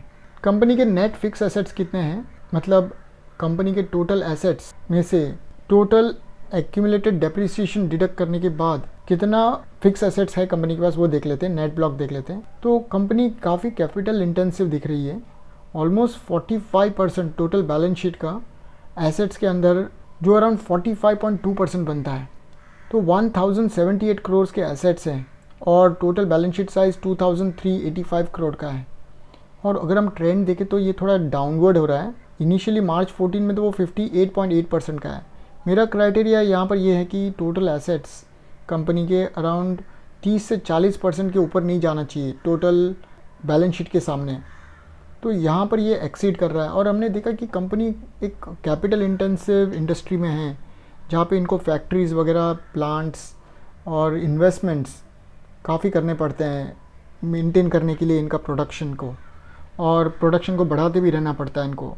तो कंपनी एक हैवी इन्वेस्टमेंट होता है इनका फिक्स एसेट्स के अंदर। हम दूसरी कंपनीज़ का भी कंपैरिजन करेंगे पीयर ग्रुप में कि दूसरी कंपनीज़ का क्या रेशियो है, वो कितना इन्वेस्ट कर रही है अपने बिजनेस में। यहाँ पर एक अच्छी बात यह है कि भले कंपनी एक ह्यूज इन्वेस्टमेंट कर रही है फिक्स एसेट्स में, बट उसी के साथ साथ ये कंपनी नंबर 1 है इस इंडस्ट्री में, और इनके जो प्लांट्स है इससे अच्छा प्रोडक्शन कर रही है, और अगर कंपनी के अंदर ग्रोथ आता है तो इससे कंपनी को ही फ़ायदा होगा। और हम देख रहे हैं कि कंपनी ऑलमोस्ट डेट फ्री भी हो रही है, तो एक हमको एक कंफर्ट जोन में लाता है कि भले एसेट्स ज़्यादा हो पर कंपनी डेट फ्री है। डेप्रिसिएशन रेट देख लेते हैं, अपने टोटल ग्रॉस ब्लॉक पे कितना डेप्रिसिएशन डिडक्ट किया था कंपनी ने। अराउंड 7.6% का डेप्रिसिएशन डिडक्ट कर रही है मार्च 19 में, और ये स्टेबल रेट है 6.4, 6.1 और 7.6% का। सो टोटल ग्रॉस ब्लॉक जो net block plus depreciation add करने के बाद मेरा ग्रॉस ब्लॉक आ जाता है। ग्रॉस ब्लॉक बनता है हमारा नेट ब्लॉक में, अगर हम डेप्रिसिएशन को फिर से ऐड कर दें, जो नेट ब्लॉक 1078 करोड़ का था उसमें 89 करोड़ फिर से ऐड कर दे जो डिडक्ट किया था डेप्रिसिएशन से, तो हमको टोटल ग्रॉस ब्लॉक मिलता है। तो ग्रॉस ब्लॉक पे अराउंड 89 करोड़ का डेप्रिसिएशन दिया था 2019 में, जो अराउंड 7.6% बनता है, और इनिशियली भी वो अराउंड 6.4 और 6.1% पे था। तो कंपनी का डेप्रिसिएशन रेट एक स्टेबल रेट से जा रहा है, तो ये हमको एश्योरेंस देता है कि यहाँ पर कोई मैनिपुलेशन नहीं हो रहा है प्रॉफिट को बढ़ाने में या कम करने में। फिलहाल मार्च 19 में सिर्फ 93 करोड़ का कैपिटल वर्क इन प्रोग्रेस चल रहा था, तो यहाँ पर ज़्यादा काम नहीं चल रहा है कंपनी का फिक्स एसेट्स बढ़ाने में। कैश होल्डिंग परसेंटेज देख लेते हैं। अराउंड मार्च 19 में 252 करोड़ का कैश होल्डिंग था, जो अराउंड 11% बनता है टोटल एसेट्स का, तो ये थोड़ा सब्सटेंशियली हायर है। और हमने पहले देखा था कि कंपनी ने ज़्यादा इन्वेस्टमेंट नहीं की है, ज़्यादा करके कंपनी ने अपना कैश होल्डिंग बना के रखा है। इसमें कोई बुराई नहीं है कि अगर कंपनी कैश अपने पास ज़्यादा रख रही है, अगर कंपनी के पास कोई कैपेक्स नहीं हो या कैपिटल एक्सपेंडिचर नहीं हो या ग्रोथ प्लान्स नहीं हो तो वो भले कैश होल्डिंग रखे, बट मैं जनरली प्रेफर करता हूँ कि अगर एफिशिएंट कंपनी है तो वो पैसे इन्वेस्टिंग एक्टिविटी में डाल देगी और वहाँ से थोड़ा बहुत अदर इनकम जनरेट करेगी। कंपनी के इन्वेस्टमेंट्स ऑलमोस्ट ज़ीरो है। डेटर्स परसेंटेज मार्च 19 में अराउंड 19.9 था, तो टोटल बैलेंस शीट साइज था अराउंड 2385 करोड़ का, और उसमें से पेमेंट पेंडिंग था कस्टमर से लेना 475 करोड़ का। यहाँ पर मेरा बेंचमार्क 30% से ज़्यादा एक्सीड नहीं होना चाहिए डेटर्स। कोई भी ईयर में अगर डेटर्स 30% से ज़्यादा एक्सीड करता है तो मैं उसको रेड फ्लैग मानता हूँ। इसी तरह से सेल्स के सामने भी डेटर्स 30% से ज़्यादा एक्सीड नहीं होने चाहिए। मार्च 19 में वो परसेंटेज अराउंड 16% का था, तो 2956 करोड़ के सेल के सामने 475 करोड़ का पेमेंट पेंडिंग था कस्टमर से। जैसे कंपनी को क्रेडिट मिलता है उसी तरह से कंपनी को भी क्रेडिट देना होता है अपने कस्टमर्स को, तो ये एक रीजनेबल परसेंटेज है, और 475 करोड़ का टोटल पेंडिंग पेमेंट बाकी है। अब ये पेमेंट कंपनी 59 डेज़ के अंदर कलेक्ट कर रही है, तो ये काफ़ी एफिशिएंट है। यहाँ पर 90 डेज से ज़्यादा एक्सीड नहीं होना चाहिए, मतलब 3 महीने से ज़्यादा पेमेंट पीरियड नहीं देना चाहिए, क्योंकि इससे डायरेक्टली वर्किंग कैपिटल पे इम्पैक्ट होता है।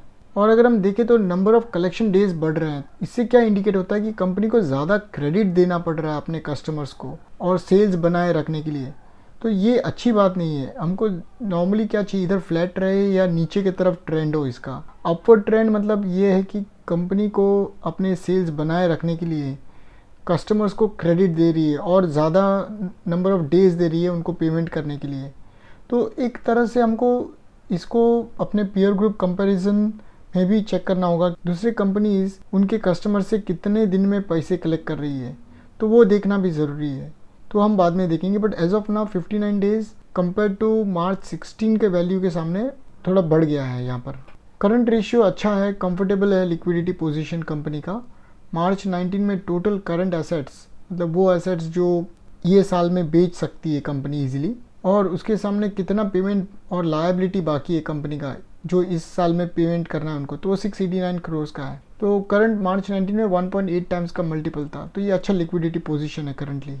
इन्वेंट्री होल्डिंग देखे तो एकदम फ्लैट रहा है, 16%, 20% और बेसिकली 20% से नीचे ही रहा है इन्वेंट्री होल्डिंग उनके टोटल एसेट्स के सामने।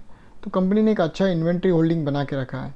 यहाँ पर बहुत ज़्यादा परसेंटेज में नहीं होना चाहिए, क्योंकि वो एक रिस्क फैक्टर बन जाता है, जैसे गोडाउन का कॉस्ट हो, इन्वेंट्री रखने का, पिलफरेज या मतलब चोरी हो या किसी तरह से डैमेज हो जाए गुड्स इन्वेंट्री, तो वो एक रिस्क बना रहता है।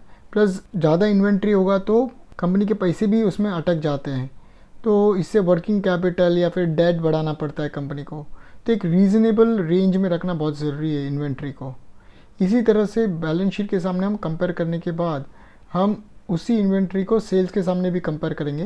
तो टोटल सेल्स के सामने इन्वेंट्री होल्डिंग बहुत लो था, तो सेल्स करीब 7.3 टाइम्स हायर था अपने इन्वेंट्री होल्डिंग से। तो हमको ये value as high as possible चाहिए। 14 के इन्वेंट्री टर्नओवर मल्टीपल के सामने ये थोड़ा लो हो चुका है, जबकि 16 के सामने ये बढ़ा हुआ है स्लाइटली। तो टोटल सेल्स के सामने इन्वेंट्री होल्डिंग अराउंड 406 करोड़ का है, तो ये मेरे हिसाब से ठीक है यहाँ पर। नेक्स्ट कैश फ्लो स्टेटमेंट का एनालिसिस कर लेते हैं। हर एक वीडियो में मैं बोलता हूँ ये कैश फ्लो स्टेटमेंट देखना बहुत ज़रूरी है। प्रॉफिट के सामने कैश आ रहा है कि नहीं वो समझना बहुत ज़रूरी है। मार्च 19 में कंपनी ने 227 करोड़ का प्रॉफिट दिखाया था और उसके सामने उनको 40% ज़्यादा कैश मिला है, तो टोटल कैश इनफ्लोज जो है वो 317 करोड़ के आ रहे हैं। इसी तरह से मार्च 16, मार्च 14 में भी एक स्टेबल वैल्यू था, 34%, 36% ज़्यादा कैश आ रहे थे अपने प्रॉफिट के सामने। और अगर हम लॉन्ग टर्म ट्रेंड देखें टोटल 7 साल, 5 साल और 3 साल का, तो यहाँ पर भी हम देख रहे हैं कि अराउंड 22%, 24% और 25% इन टर्म्स ऑफ कैश। तो ये अच्छा वैल्यू है लॉन्ग टर्म में अगर हम देखें तो लास्ट 3 साल में अराउंड 893 करोड़ का कैश कमाया है कंपनी ने और प्रॉफिट दिखाया था 714 करोड़ का। 5 इयर्स में 1100 करोड़ के प्रॉफिट्स दिखाए थे और 1300 करोड़ का कैश जनरेट किया था। ये ऑपरेटिंग एक्टिविटी से कैश आ रहा है। इसका भी मैंने एक वीडियो बनाया है रेशियो प्लेलिस्ट के अंदर, तो आप वो जाकर देख सकते हैं अगर आपको ये समझ में नहीं आ रहा है यहाँ पर। तो 7 साल में अराउंड 1350 करोड़ का प्रॉफिट कमाया है और उसके सामने कैश आए अराउंड 1653 करोड़। तो मेरे हिसाब से नेट प्रॉफिट और कैश फ्लो का जो कंपैरिजन है वो अच्छा है यहाँ पर। अब ये जो कैश कमाया है कंपनी ने, उसमें से कितना कंपनी ने इन्वेस्टिंग एक्टिविटी में डाला है तो वो देख लेते हैं। तो मार्च 19, मार्च 16 और मार्च 14 में तीनों में 50% से ज़्यादा कंपनी ने अपने कैश इन्वेस्ट कर दिए फिर से इन्वेस्टिंग एक्टिविटी में। तो इन्वेस्टिंग एक्टिविटी में बेसिकली आता है बाइंग और selling of fix assets, buying selling of mutual funds, shares वगैरह। तो ये 2-3 टाइप की एक्टिविटीज़ आती है इन्वेस्टिंग एक्टिविटी के अंदर। बैलेंस शीट में देख चुके हैं हम, कंपनी की इन्वेस्टमेंट्स ऑलमोस्ट ज़ीरो है। तो ये जो भी इन्वेस्टमेंट एक्टिविटी में डाला है वो बेसिकली फिक्स एसेट्स परचेस करने के इरादे से ही होगा। तो मार्च 19 में अराउंड 82% जो कैश कमाया था वो री इन्वेस्ट कर दिया है कंपनी ने। 261 करोड़ उन्होंने इन्वेस्टिंग एक्टिविटी में या बाइंग ऑफ फिक्स एसेट्स के लिए रख दिया होगा इन्होंने।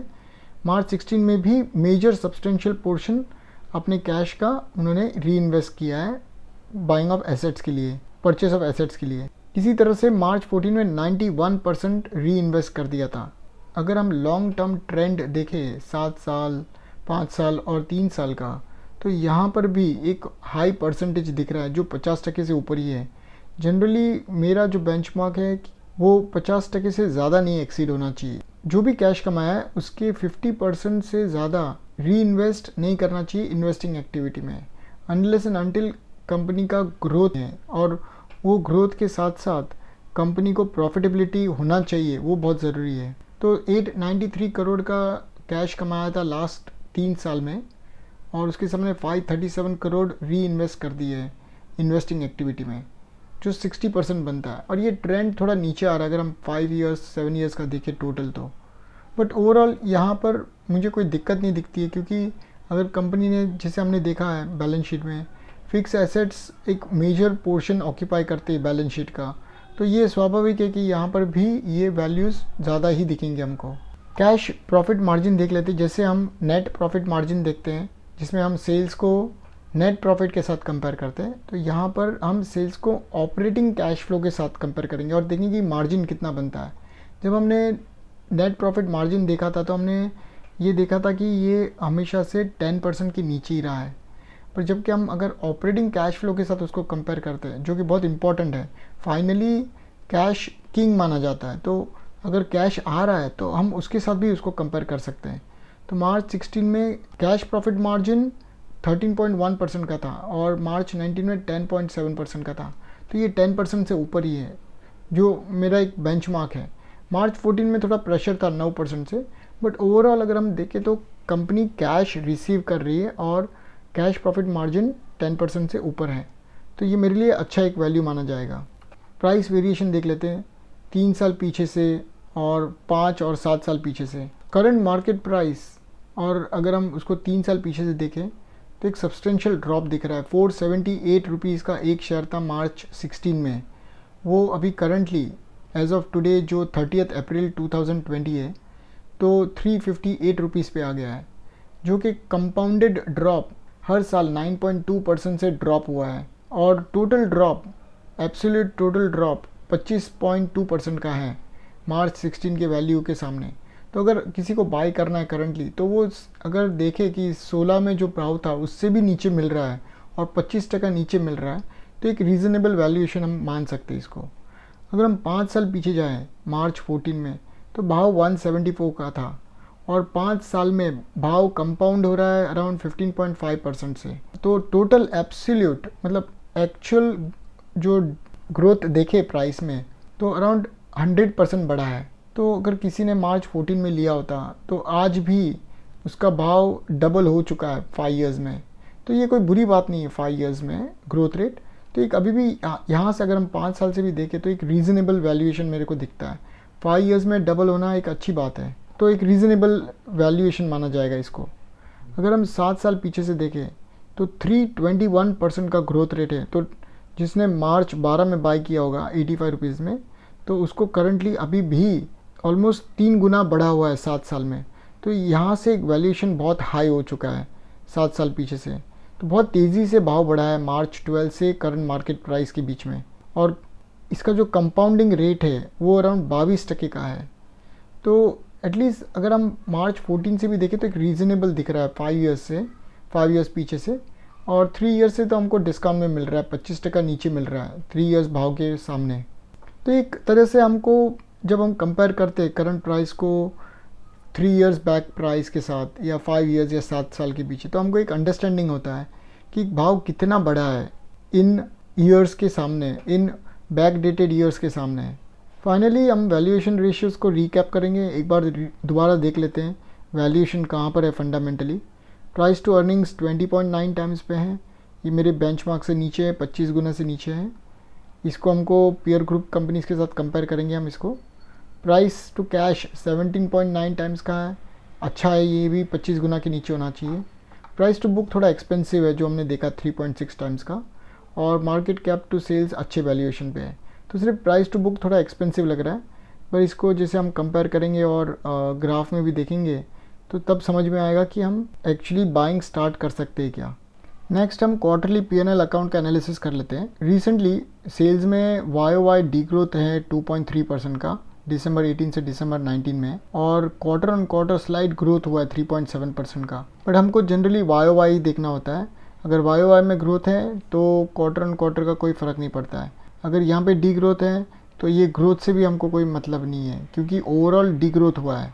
अगर प्रॉफिट में भी देखें तो दोनों सेल्स में और प्रॉफिट में डी ग्रोथ दिख रहा है। इवन प्रॉफिट में 66 करोड़ से 62 करोड़ हो गया है, ये क्वार्टरली प्रॉफिट से इनके। और अगर हम क्वार्टर ऑन क्वार्टर देखें तो और भी सब्सटेंशियल ड्रॉप हुआ है। 93 करोड़ का प्रॉफिट कमाया था सितंबर 19 में, जो अब 62 करोड़ हो गया, जो ऑलमोस्ट 34% का ड्रॉप है। अगर हम NPM देखें सितंबर 19 में 13% का NPM था, जो अब फिर से गिर के 8.3% पे आ गया है। तो टोटल सेल्स किया था अराउंड 741 करोड़ का। सेल्स काफ़ी फ्लैट है दिसंबर 18, सितंबर 19 और दिसंबर 19 में। तो यहाँ पर ग्रोथ नहीं दिख रहा है सेल्स में, इसीलिए प्रॉफिट्स में भी प्रेशर आ रहा है। 62 करोड़ का प्रॉफिट कमाया था, जो अराउंड 8.3% बनता है दिसंबर 19 में। नेक्स्ट हम पीयर ग्रुप कंपैरिजन देख लेते हैं। तो शुरू करते हैं हमारा peer group comparison. Kajaria ceramics को हम एनालाइज करेंगे और कंपेयर करेंगे सेरा सैनिटरी वेयर और सोमानी सिरामिक्स के साथ। करंट मार्केट प्राइस कजरिया का 374 है, सेरा का 2200 रुपये का एक शेयर है, और सोमानी का एक शेयर का भाव 109 रुपये का है। सबसे ज़्यादा फॉल 52 वीक हाईएस्ट पॉइंट से सोमानी सिरामिक्स में देखा गया है 76% का। तो यहाँ पर क्या हुआ है, जो भी हाईएस्ट पॉइंट था लास्ट 1 ईयर में, वहाँ से 76% का ड्रॉप हुआ है। कजरिया में अराउंड 42% का ड्रॉप हुआ है, और सेरा में सबसे कम 29% का। तीनों कंपनी में एक सब्सटेंशियल फॉल दिखा गया है उसके हाईएस्ट पॉइंट से। रिजल्ट्स अप टू डेट है दिसंबर 2019 तक। क्वार्टरली सेल्स ग्रोथ देखें वाई कजरिया में एक 2.3% का डी ग्रोथ देखा गया है, सेरा में मार्जिनल ग्रोथ है 0.8% का, और सोमानी सेरामिक्स में भी एक मार्जिनल ग्रोथ है 2.5% का अपने दिसंबर 2018 के मुकाबले। इसी तरह से अगर नेट प्रॉफिट का ग्रोथ रेट देखें वाई तो कजरिया में अराउंड 6.6% का ड्रॉप है और सेरा सैनिटरी वेयर में कोई भी चेंजेस नहीं हुए हैं प्रॉफिट्स में।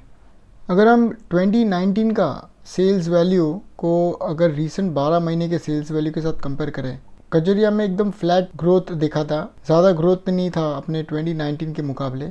इसी तरह से तीनों कंपनी में सिमिलर सिचुएशन दिख रहा है। जो रीसेंट 12 मंथ्स में जितना सेल्स किया है उन्होंने वो करीब करीब 2019 के सेल्स के नज़दीक में ही था। इसी तरह से अगर हम प्रॉफिट को भी कंपेयर करें 2019 के प्रॉफिट को रीसेंट 12 महीने के प्रॉफिट के साथ, तो यहाँ पर भी हम ज़्यादा चेंजेस नहीं देखते हैं। कजरिया का प्रॉफिट इंक्रीज़ हुआ है 233 से 273 हो गया है। सेरा का एकदम फ्लैट है प्रॉफिट्स अभी रीसेंट 12 महीने का प्रॉफिट, और सोमानी में इंक्रीज़ हुआ है 53 करोड़ से 86 करोड़। तो तीनों कंपनी में अराउंड एकदम फ्लैटिश प्रॉफिट दिख रहा है, यहाँ पर कोई ज़्यादा वेरिएशन नहीं है प्रॉफिट्स में।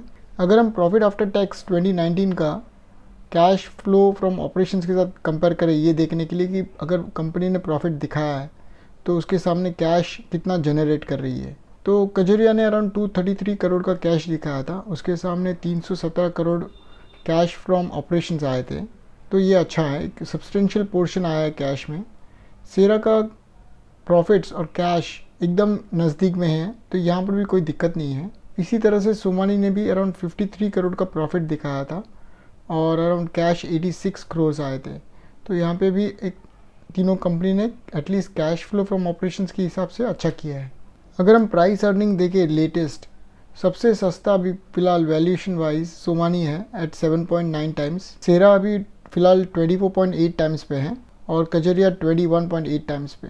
तो कजरिया और सेरा में ज़्यादा ड्रॉप नहीं देखा गया है प्राइस टू अर्निंग वाइज, और वो अपने एवरेज से तीनों कंपनीज एकदम सब्सटेंशियल ड्रॉप देख रहे हैं अपने प्राइस अर्निंग में। Current market price to OCF देखे पूरा 2019 में कितना ऑपरेटिंग कैश फ्लो कमाया था और उसके सामने मार्केट कैप कितना है, तो हम कितना मल्टीपल दे रहे हैं वो कैश फ्लो फ्रॉम ऑपरेशंस खरीदने के लिए। कजरिया का मल्टीपल अराउंड 8.8 टाइम्स का था, सेरा का अराउंड 25 और सोमानी सबसे लोएस्ट वैल्यूएशन पे अवेलेबल है 7.9 टाइम्स का। प्राइस अर्निंग और प्राइस कैश दोनों सेम मल्टीपल पे हैं, तो यहाँ पे जितना लो मल्टीपल पे हम खरीद सकते हैं प्राइस टू ओसीएफ वाइज तो उतना बेहतर होता है। तो यहाँ पे दोनों प्राइस अर्निंग और प्राइस कैश दोनों 25 टाइम्स के नीचे होने चाहिए। प्राइस टू बुक कजरिया का 3.6 है और सेरा सैनिटरी वेयर इससे भी महंगा है, 3.9 टाइम्स पे अवेलेबल है। सोमानी का प्राइस टू बुक अच्छा है, अभी 1.1 पे हो गया है।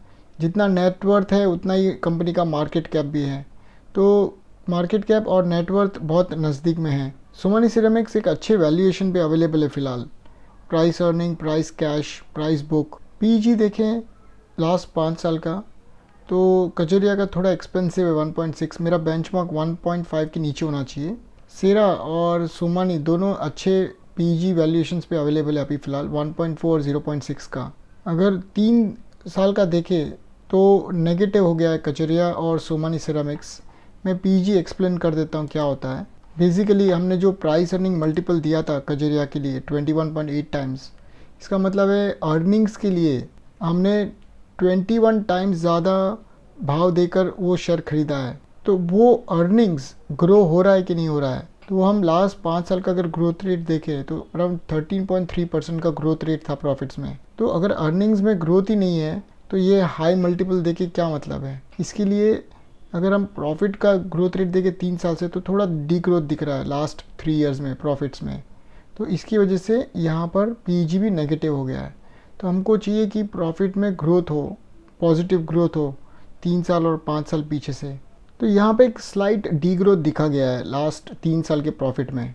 सोमानी में भी लास्ट 3 साल पीछे से अराउंड 7.4% का डी ग्रोथ दिख रहा है, जबकि सेरा में एक पॉजिटिव ग्रोथ रेट है 5 साल और 3 साल का अराउंड 11.6%। इसके लिए इसका पीजी दोनों पॉजिटिव में है।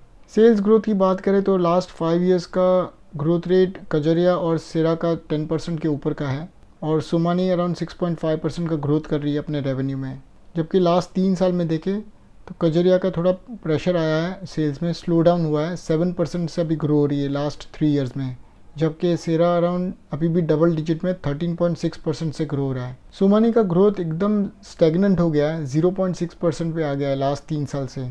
तो हमको चाहिए कि ग्रोथ रेट सेल्स में, रेवेन्यू में ग्रोथ बना रहे, तो यहीं से हमारा प्रॉफिट हमको जनरेट होता है after all. Return on equity Kajaria और सेरा का 15% के ऊपर था 2019 में, सोमानी का थोड़ा लो हो गया था, 8.9% पे आ गया है। पर अगर हम एवरेज देखें लास्ट 5 साल का, तो तीनों कंपनी ने 15% के ऊपर ROE जनरेट किया है। और लास्ट 3 इयर्स में कजरिया और सेरा का अभी भी 15% के ऊपर ही था, बट सोमानी का लो हो गया था, 13.9% पे आ गया है। तो ये रिसेंट 3 इयर्स में सोमानी पे थोड़ा प्रेशर दिख रहा है। रिटर्न ऑन कैपिटल एम्प्लॉयड की बात करें तो 2019 में 20% के ऊपर का प्रॉफिटेबिलिटी जनरेट किया है कजरिया और सेरा ने, जबकि सोमानी का रिटर्न ऑन कैपिटल एम्प्लॉयड बहुत लो है 11.8% पे, और इसी की वजह से इसके प्राइस पे भी प्रेशर पड़ रहा है।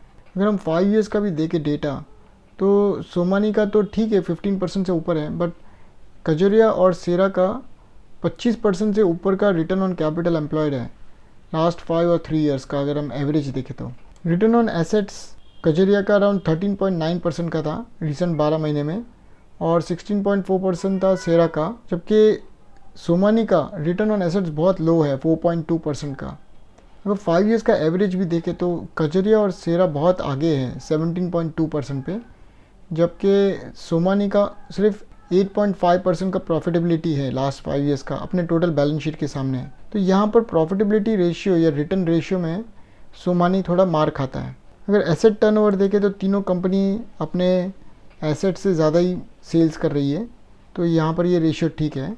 इन्वेंट्री टर्नओवर 2019 का तीनों कंपनी का इन्वेंट्री रेशियो अराउंड 6 टाइम्स से ऊपर ही है, तो यहाँ पर भी ये ओके है। पर अगर हम इसका 3 साल पीछे का इन्वेंट्री टर्नओवर के साथ कंपेयर करें तो कजरिया ने अपना इन्वेंट्री टर्नओवर बढ़ाया है, इवन सेरा का स्लाइट इंक्रीज़ हुआ है, जबकि सोमानी का इन्वेंट्री टर्नओवर रेशियो थोड़ा ड्रॉप हो गया है, 9.6 टाइम्स से अभी 6.7 टाइम्स पे आ गया है। तो हमको चाहिए कि ये इन्वेंट्री टर्नओवर रेशियो बढ़ता रहे, जितना ज़्यादा एटलीस्ट स्टेबल हो या बढ़े। अगर हम प्रॉफिट आफ्टर टैक्स की बात करें लास्ट 5 साल में टोटल, तो कजरिया ने अराउंड 1100 करोड़ कमाए हैं, सेरा ने 465 और सोमानी ने 338। अगर हम प्रॉफिट को देखें तो हमको समझ में आता है कि कजरिया एक बड़ी कंपनी है सेरा और सोमानी के सामने। और इसी तरह से हम 5 इयर्स का प्रॉफिट को कैश फ्लो फ्रॉम ऑपरेशंस के साथ कंपेयर करेंगे और फाइनली उसका देखेंगे फ्री कैश फ्लो कितने कंपनी के पास। तो जैसे हमने प्रॉफिट आफ्टर टैक्स को cash flow from operations compare किया था 1 साल का इसके पहले, तो अभी यहाँ पर हम 5 इयर्स का कंपैरिजन कर रहे हैं। तो 5 इयर्स में कंपनी ने 1100 करोड़ का प्रॉफिट दिखाया था, पर उसके सामने कैश भी आ रहे कंपनी को 1300 करोड़ के, और उसी वक्त कंपनी का मेजर इन्वेस्टमेंट हुआ है फिक्स एसेट्स में, और अब फ्री कैश उनके पास बहुत कम है 461 करोड़ के। तो एक सब्सटेंशियल पोर्शन अपना कैश का उन्होंने री इन्वेस्ट कर दिया है एसेट्स के अंदर। थोड़ा नीचे जाके हम एसेट्स का भी वैल्यूएशन देखेंगे, कितने एसेट्स है कंपनी के पास, और कंपेयर करेंगे उसको सेरा और सोमानी के साथ। सेरा का पैट अराउंड 465 करोड़ का था, और उसके सामने कैश भी आए 455 करोड़ के। अभी भी आधा ऑलमोस्ट फ्री कैश फ्लो पड़ा है उनके पास। सोमानी में थोड़ा गड़बड़ दिख रहा है, 338 करोड़ का प्रॉफिट दिखाया था लास्ट 5 साल में, और उसके सामने 398 का कैश आया है। यहाँ तक तो ठीक है, बट जब फ्री कैश फ्लो की बात करें तो नेगेटिव टेरिटरी में घुस गया ये। इसका मतलब ये हुआ कि जितना भी कैश अर्न किया है लास्ट 5 साल में, वो पूरा का पूरा कंपनी ने अपने एसेट्स में इन्वेस्ट कर दिया है, और उसके ऊपर 179 करोड़ का एडिशनल इन्वेस्टमेंट किया है, इधर एसेट्स परचेस करने में या फिर इन्वेस्टिंग एक्टिविटी करने में।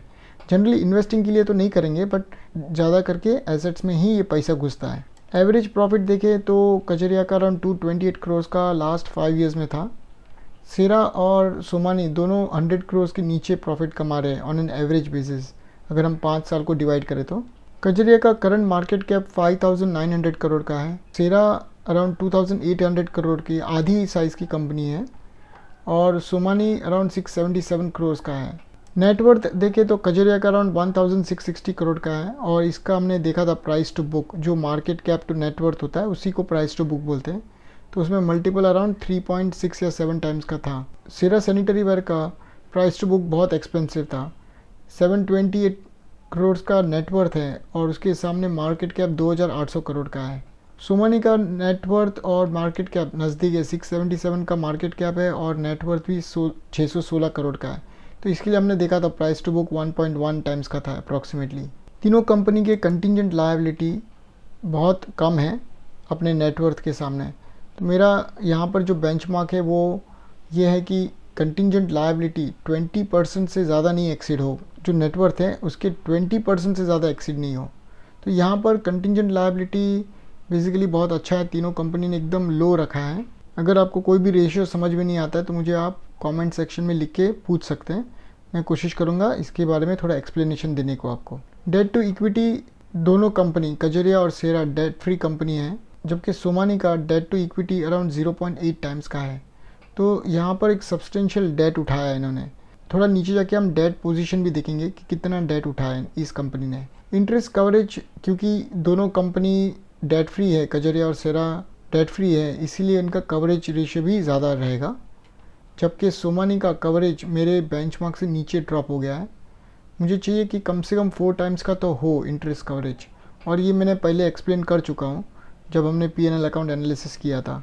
तीनों कंपनी में प्रमोटर होल्डिंग हाई है, 47% कजरिया का है, सेरा में 54 और सोमानी में 51%, और तीनों कंपनी के प्रमोटर्स ने किसी भी तरह का प्लेज नहीं किया है अपने शेयर्स का, तो यहाँ पर भी ये अच्छी बात है। डेटर्स टू सेल्स देखें तो तीनों कंपनी रीजनेबल रेंज में है। सबसे highest debtors to sales Somany का है, तो 20% 2019 के सेल्स के सामने कलेक्ट करना अभी भी बाकी है उनको कस्टमर से, जबकि कजरिया का सबसे लोएस्ट है 14.3% का। तो यहाँ पे ये एफिशिएंसी दिखाता है कितना फास्ट कंपनी कलेक्ट कर रही है कस्टमर से अपना पेंडिंग पेमेंट। डेटर डेज मैंने बात की थी, जो हमको पीयर ग्रुप के साथ कंपेयर करना होगा। कजरिया अराउंड 58 डेज़ ले रहा है, जो जब हमने बैलेंस शीट का एनालिसिस कर रहे थे तो वहाँ पर ये वैल्यू हमको बहुत हाई दिख रहा था 58 डेज़ का, जो 16 के मुकाबले बढ़ गया था।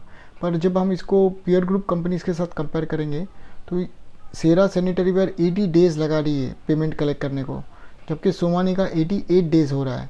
तो अगर हम पीयर ग्रुप के साथ कंपेयर करेंगे तो ये इसको काफ़ी अच्छा माना जाएगा। नेट प्रॉफिट मार्जिन तीनों कंपनी के लो है।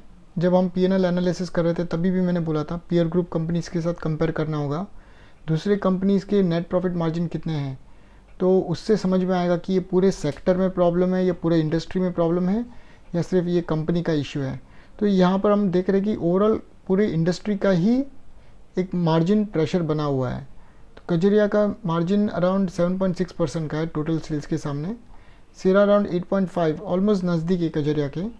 बट सोमानी पे काफ़ी प्रेशर पड़ा है, 2.7% का NPM कमाया था 2019 में।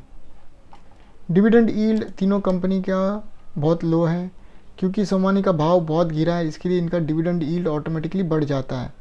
1.82% का डिविडेंड यील्ड आता है करंट भाव पे।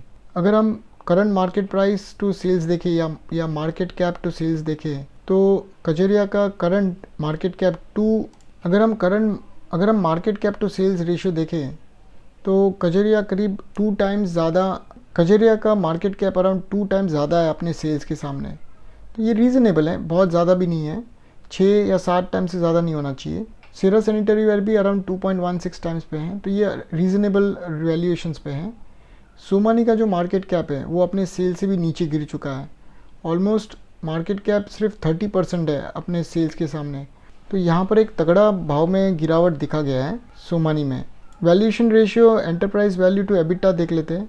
एंटरप्राइज वैल्यू कितना है एबिटा के सामने, इसके पहले हमने देखा था मार्केट कैप कितना है सेल्स के सामने, अब हम एबिटा के सामने एंटरप्राइज वैल्यू कितना है वो देख रहे हैं। तो कजरिया का अराउंड 12.4 टाइम्स का एंटरप्राइज वैल्यू है, जितना एबिट कमा रही है उससे 12 टाइम ज़्यादा देना पड़ रहा है हमको एक शेयर खरीदने को, और सेरा सैनिटरी वेयर का अराउंड 14 टाइम्स का है, तो ये फिर भी रीज़नेबल है। इसमें भी हम करीब 25 टाइम्स का बेंचमार्क पकड़ के चल सकते हैं, क्योंकि सोमानी का भाव बहुत गिरा है, इसलिए वैल्यूएशन वाइज ये सबसे चीपेस्ट अवेलेबल रहेगा। 5 इयर्स OPM मार्जिन देखें तो कजरिया और सेरा ने 15 और 17% का मेंटेन करके रखा है, जबकि सोमानी का ओपीएम मार्जिन लास्ट 5 ईयर्स का एवरेज बहुत कम हो चुका, 9.8% पे आ चुका है। करंट रेशियो तीनों कंपनी का लिक्विडिटी पोजीशन अच्छा है, 1 टाइम्स के ऊपर ही है। अगर हम लास्ट 7 साल का कैश देखें और कितना फ्री कैश है उसके सामने, तो एक अच्छा आइडिया आएगा कि कंपनी के इन्वेस्टमेंट्स फिक्स एसेट्स के अंदर कितने हैं। अगर हम टोटल देखें लास्ट 7 साल में, तो free cash flow around 421 crore का है। तो इन दोनों का जो डिफरेंस है 1652 माइनस 421 का, उतना कैश उन्होंने अपने फिक्स एसेट्स में डाला है, जो करीब 1200 करोड़ के आते हैं लास्ट 7 ईयर्स में। उसके सामने सेरा का अगर देखें तो 561 करोड़ का कैश कमाया था लास्ट 7 ईयर्स में, और 232 करोड़ का फ्री कैश है। मतलब बैलेंस जो है इनका बीच का, जो करीब तकरीबन 300 करोड़ का रहेगा, तो वो उन्होंने फिक्स एसेट्स बाय करने में डाले हैं। सोमानी का तो यहाँ पर उल्टा ही चक्कर है। यहाँ पर 543 करोड़ का कैश कमाए थे लास्ट 7 ईयर्स में, जबकि इनके फ्री कैश फ्लो नेगेटिव है। मतलब पूरा का पूरा जितना भी कैश कमाया था पूरा इन्वेस्ट कर दिया उन्होंने फिक्स एसेट्स परचेस करने में, और डेट लेके उधारी से उन्होंने, जो हमने देखा था 0.8 टाइम्स का था, तो उधारी से उन्होंने और फिक्स एसेट्स बाय किए हैं, तो इनका फ्री कैश फ्लो नेगेटिव हो जाता है। रिटर्न रेशियोज देख लेते हैं, 1 साल पीछे से, 3 साल पीछे से और 5 साल पीछे से, क्या हमको करंटली भाव कितना सस्ता मिल रहा है। कजरिया की बात करें तो लास्ट 1 ईयर पीछे से अराउंड 37% ड्रॉप हुआ है, और 3 साल पीछे से अराउंड 17% का ड्रॉप है। तो जिसने भी 3 साल पीछे खरीदा होगा तो उसको 17% का लॉस हुआ होगा, या उसके टोटल शेयर का भाव 17% से नीचे गिरा होगा। और 5 ईयर्स पीछे से ऑलमोस्ट भाव करंटली अभी 5 ईयर्स के वैल्यू पे ही है। तो यहाँ से एक नेगेटिव वैल्यू हमको दिख रहा है। तो हमको बेसिकली यहाँ से इस रेशियो से हमको ये समझ में आता है कि अगर हम आज बाय करेंगे तो हमको 5 साल पीछे जो भाव था वो भाव हमको मिलेगा आज। तो एक अच्छे वैल्यूएशन पे आ गया है। ये भाव कितना गिरा है उससे हिसाब से हमको समझ में आता है। सेरा में अराउंड 21% का नेगेटिव रिटर्न्स था 1 साल पीछे से। 3 साल पीछे से अराउंड 10% का ड्रॉप दिख रहा है, और 5 ईयर्स में भी हार्डली कुछ गेन हुआ है, 1% का भी गेन नहीं हुआ है, ऑलमोस्ट फ्लैट है। कजरिया और सेरा दोनों कंपनीज़ में हमको जो भाव मिल रहा है वो 5 साल पीछे का जो भाव था उसके नज़दीक आ चुका है। ये सोमानी सेरामिक्स में एक हैवी फॉल देखा है। 1 साल में अगर 1 साल पहले किसी ने बाय किया होता तो उसका पोर्टफोलियो ऑलमोस्ट 74% से ड्रॉप हो गया है। 3 साल पीछे से अराउंड 46% ड्रॉप है, और 5 ईयर्स पीछे से तो 23% ड्रॉप है। तो यहाँ पे तीनों जगह पे कंपनी के भाव पे प्रेशर है। बैलेंस शीट टोटल देख लेते हैं। कजरिया बड़ी कंपनी मैंने बताया था, 2400 करोड़ का टोटल बैलेंस शीट साइज़ है। सेरा सैनिटरी वेयर 1100 करोड़ का बैलेंस शीट है, जबकि सोमानी का 1600 करोड़ का है। तो बैलेंस शीट वाइज सोमानी बहुत बड़ी है, इवन सेरा से भी बड़ी है बैलेंस शीट वाइज। बट फिर इसके जो एसेट्स हैं वो हमको देखने इंडिविजुअली, इन्वेंट्री में कितना है, फिक्स एसेट्स में कितना है, वो समझना होगा। डेट देख लेते हैं। कजरिया का डेट अराउंड 105 करोड़ का है लेटेस्ट। सेरा में अराउंड 35 करोड़ का डेट है। सोमानी का डेट बहुत हाई है, 492 करोड़ का। जो 3 साल पीछे 243 था वो अब बढ़ के 492 करोड़ हो गया है। जबकि सेरा का एकदम फ्लैट है, जो 3 साल पीछे था उतना ही डेट है, अभी डेट बढ़ा नहीं है इनका। और कजरिया ने अपना डेट कम किया है, 294 करोड़ से 105 करोड़ पे आ गया है। तो यहाँ पर ये एफिशिएंसी दिखता है, जबकि यहाँ पर ये दिखता है कि कंपनी ने अपना डेट बढ़ाया है, भले वो एसेट परचेस करने के लिए हो या किसी भी कारण से हो। एक डेट एक बर्डन होता है, तो इसकी वजह से प्रॉब्लम हो सकता है कंपनी में, सारे रेशियोज ख़राब हो जाते हैं अगर डेट बढ़ता है तो। टोटल ग्रॉस ब्लॉक देख लेते हैं, कंपनी के एसेट्स कितने हैं, इससे कंपनी में कितना एसेट्स हैं वो समझ में आएगा। कजरिया सिरेमिक्स का total gross block before removing depreciation 1600 crore का था, 2019 का वैल्यू है ये। सेरा के एसेट्स अराउंड 445 करोड़ के हैं, जबकि सोमानी के एसेट्स इससे भी ज़्यादा है, 808 करोड़ का है। कैश होल्डिंग देख लेते हैं। कजरिया का सबसे ज़्यादा कैश होल्डिंग है 233 करोड़ का, जबकि सेरा और सोमानी के पास ज़्यादा कैश होल्डिंग नहीं है। कैपिटल वर्क इन प्रोग्रेस जो अभी करंटली फिक्स एसेट्स पे काम चल रहा है वो ज़्यादा नहीं है कजरिया और सेरा में, जबकि सोमानी में अराउंड 40 करोड़ का काम चालू है। ये भी एकदम सब्सटेंशियल पोर्शन नहीं है। Operating cash flow to net profit देख लेते हैं, 2019 में कितना कैश आया था नेट प्रॉफिट के सामने। ये रेशियो हमने इंडिपेंडेंटली वैल्यू वाइज देखा है इसके पहले, अब हम इसको रेशियो में देख रहे हैं। कजरिया का जो 2019 का कैश था वो 40% ज़्यादा था अपने नेट प्रॉफिट से। सेरा का कैश अराउंड 8% ज़्यादा था। तो तीनों कंपनी ने ज़्यादा कैश कमाया है नेट प्रॉफिट के सामने। सोमानी का अराउंड 85% ज़्यादा था कैश अपने नेट प्रॉफिट के सामने। तो ये हमने ऑलरेडी पहले कंपेयर किए value wise. 5 years historical operating cash flow में कितना ग्रोथ है, जैसे हम प्रॉफिट का ग्रोथ रेट देखते हैं, सेल्स में भी ग्रोथ रेट देखते हैं, इसी तरह से हम ऑपरेटिंग कैश फ्लो का भी ग्रोथ रेट देख सकते हैं। तो कैश कैसे बढ़ रहा है तो वो देखना भी ज़रूरी है। कजरिया सिरामिक्स में कैश अराउंड 13% से बढ़ रहा है। ये कैगर ग्रोथ रेट है, CAGR ग्रोथ रेट है, कंपाउंडेड ग्रोथ रेट है। और सेरा में अराउंड 14% से बढ़ रहा है कैश। तो ये बहुत अच्छा हेल्दी वैल्यूज़ हैं दोनों कजरिया और सेरा के लिए, जबकि सोमानी के कैश इतने हाई स्पीड से नहीं बढ़ रहे हैं। अगर हम परसेंटेज वाइज देखें तो कजरिया को अराउंड 73% ऊपर जाना होगा अगर उसको अपने 52 वीक हाईएस्ट पॉइंट को टच करना है करंट भाव से, और इसमें अराउंड 12% का रिकवरी देखा गया है लोएस्ट पॉइंट से। जो 52 वीक में जो लोएस्ट पॉइंट था वहाँ से 12% अप मूव हो चुका है, और इसको और 73% अप जाना होगा अगर उसको उसके हाईएस्ट पॉइंट रीच करना है जो लास्ट 52 वीक्स में आया था। सेरा का अराउंड 10% रिकवरी देखा गया है उसके बॉटम से, और 39% अप मूव करना होगा 52 वीक हाईएस्ट पॉइंट रीच करने के लिए। सोमानी में 320% ऊपर जाना होगा, ये 3 गुना ज़्यादा ऊपर जाना होगा उसको अगर उसको हाईएस्ट पॉइंट रीच करना है, जबकि 43% उसके लोएस्ट पॉइंट से रिकवरी देखा है इसमें। इंस्टीट्यूशनल होल्डिंग देख लेते हैं, कौन से कंपनी में कितना होल्डिंग है, फॉरेन इंस्टीट्यूशंस का, डोमेस्टिक इंस्टीट्यूशंस का और म्यूचुअल फंड्स का। कजरिया में सबसे हाईएस्ट है, 24% का FIIs का होल्डिंग है, 13% का DIIs का होल्डिंग है और म्यूचुअल फंड का 12% का, जबकि सेरा में 7.8% का ही होल्डिंग है फॉरेन इंस्टीट्यूशनल का, और सोमानी में तो बहुत कम है 2.9% का। DIIs का होल्डिंग 14% का है सेरा में और 20% का सोमानी में। म्यूचुअल फंड्स का 12% कजरिया का है और सोमानी में अराउंड 17% का है म्यूचुअल फंड्स का। तो तीनों कंपनीज में है होल्डिंग, बट सोमानी में थोड़ा रीज़नेबली कम है FIIs का, और FII एक बड़ा पोर्शन होता है। अगर FII होल्डिंग है कोई किसी भी कंपनी में तो उसको एक रेप्यूटेशन उस कंपनी को मिलता है या उसको एक वैल्यू मिलता है उस कंपनी में। तो इसी के साथ मेरा पीयर ग्रुप एनालिसिस कंप्लीट होता है। नेक्स्ट हम ग्राफ देख लेते हैं और उसके साथ साथ इंट्रिंसिक वैल्यू का कैलकुलेशन करते थे। मेरे पास ग्राफ है जिसमें मैंने RSI का सेटअप कर चुका हूँ मैं नीचे। तो यहाँ पर अगर हम डेट वाइज देखें, इसको मैं थोड़ा जूम कर लेता हूँ। 27 मार्च 2020 को RSI के नीचे आया था, सिंगल डिप हुआ था।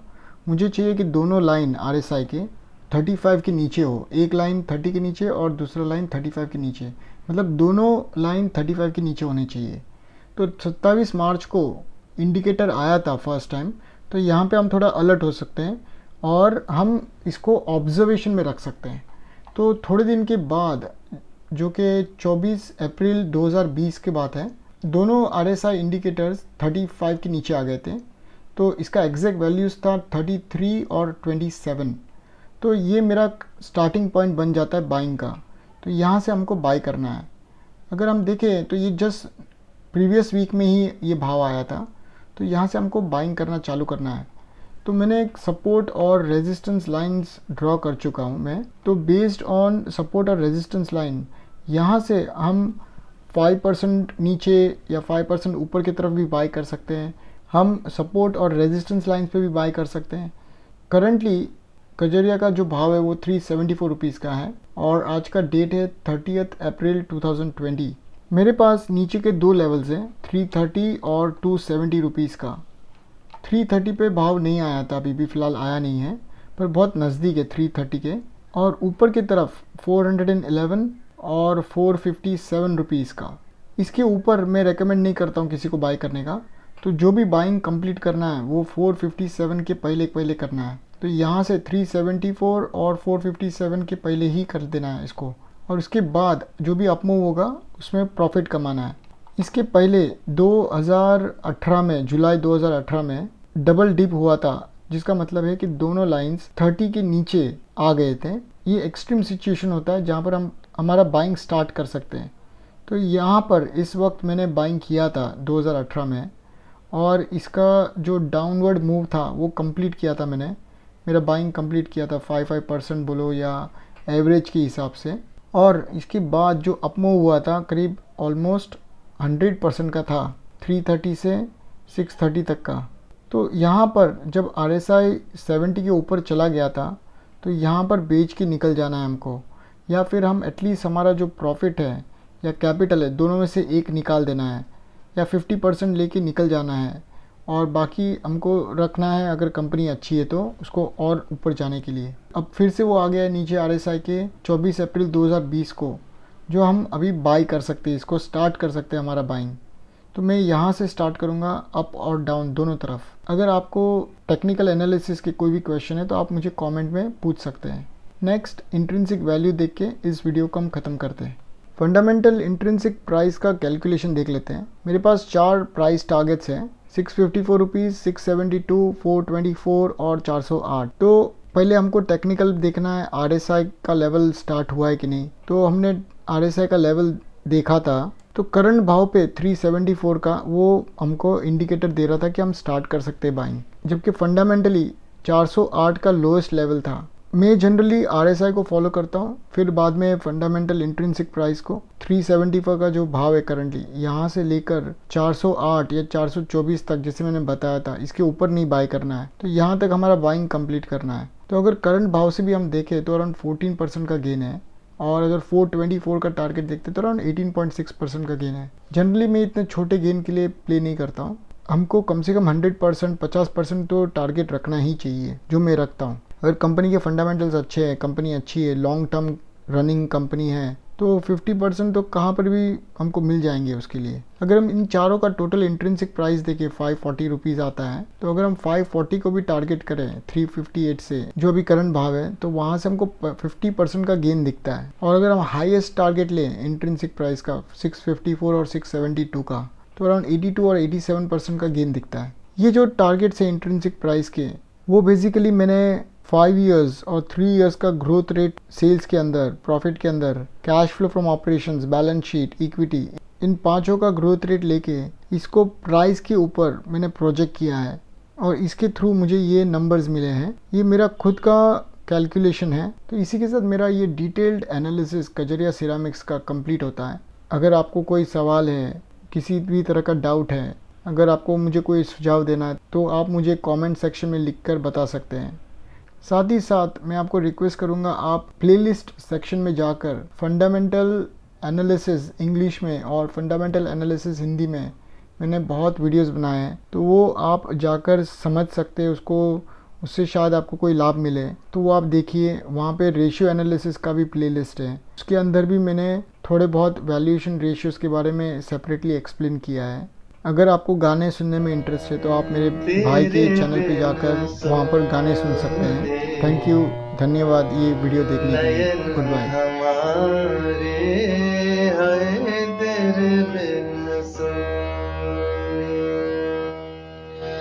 नयन हमारे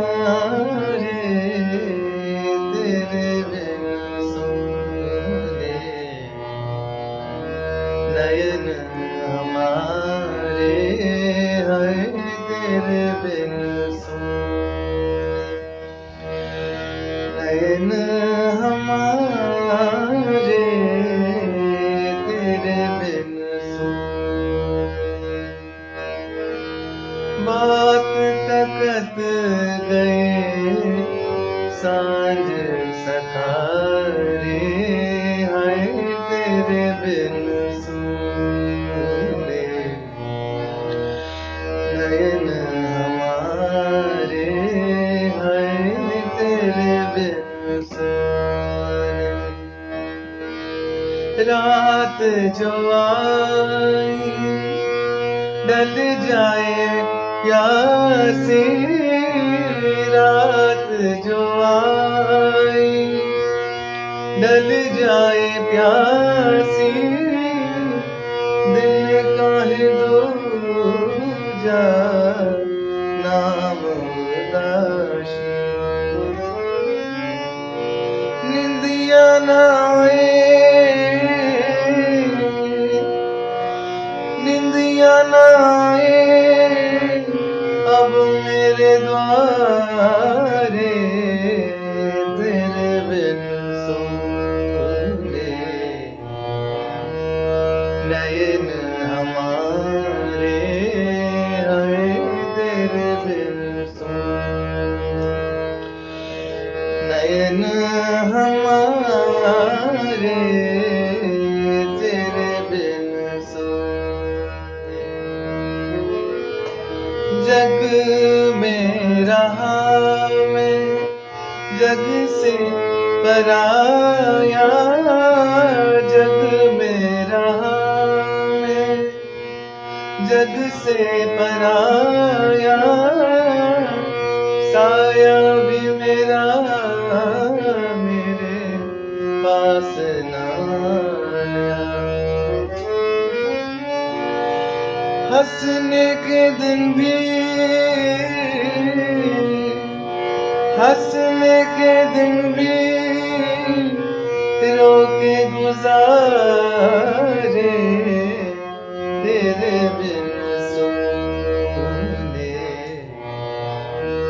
नयन हमारे हाय तेरे बिन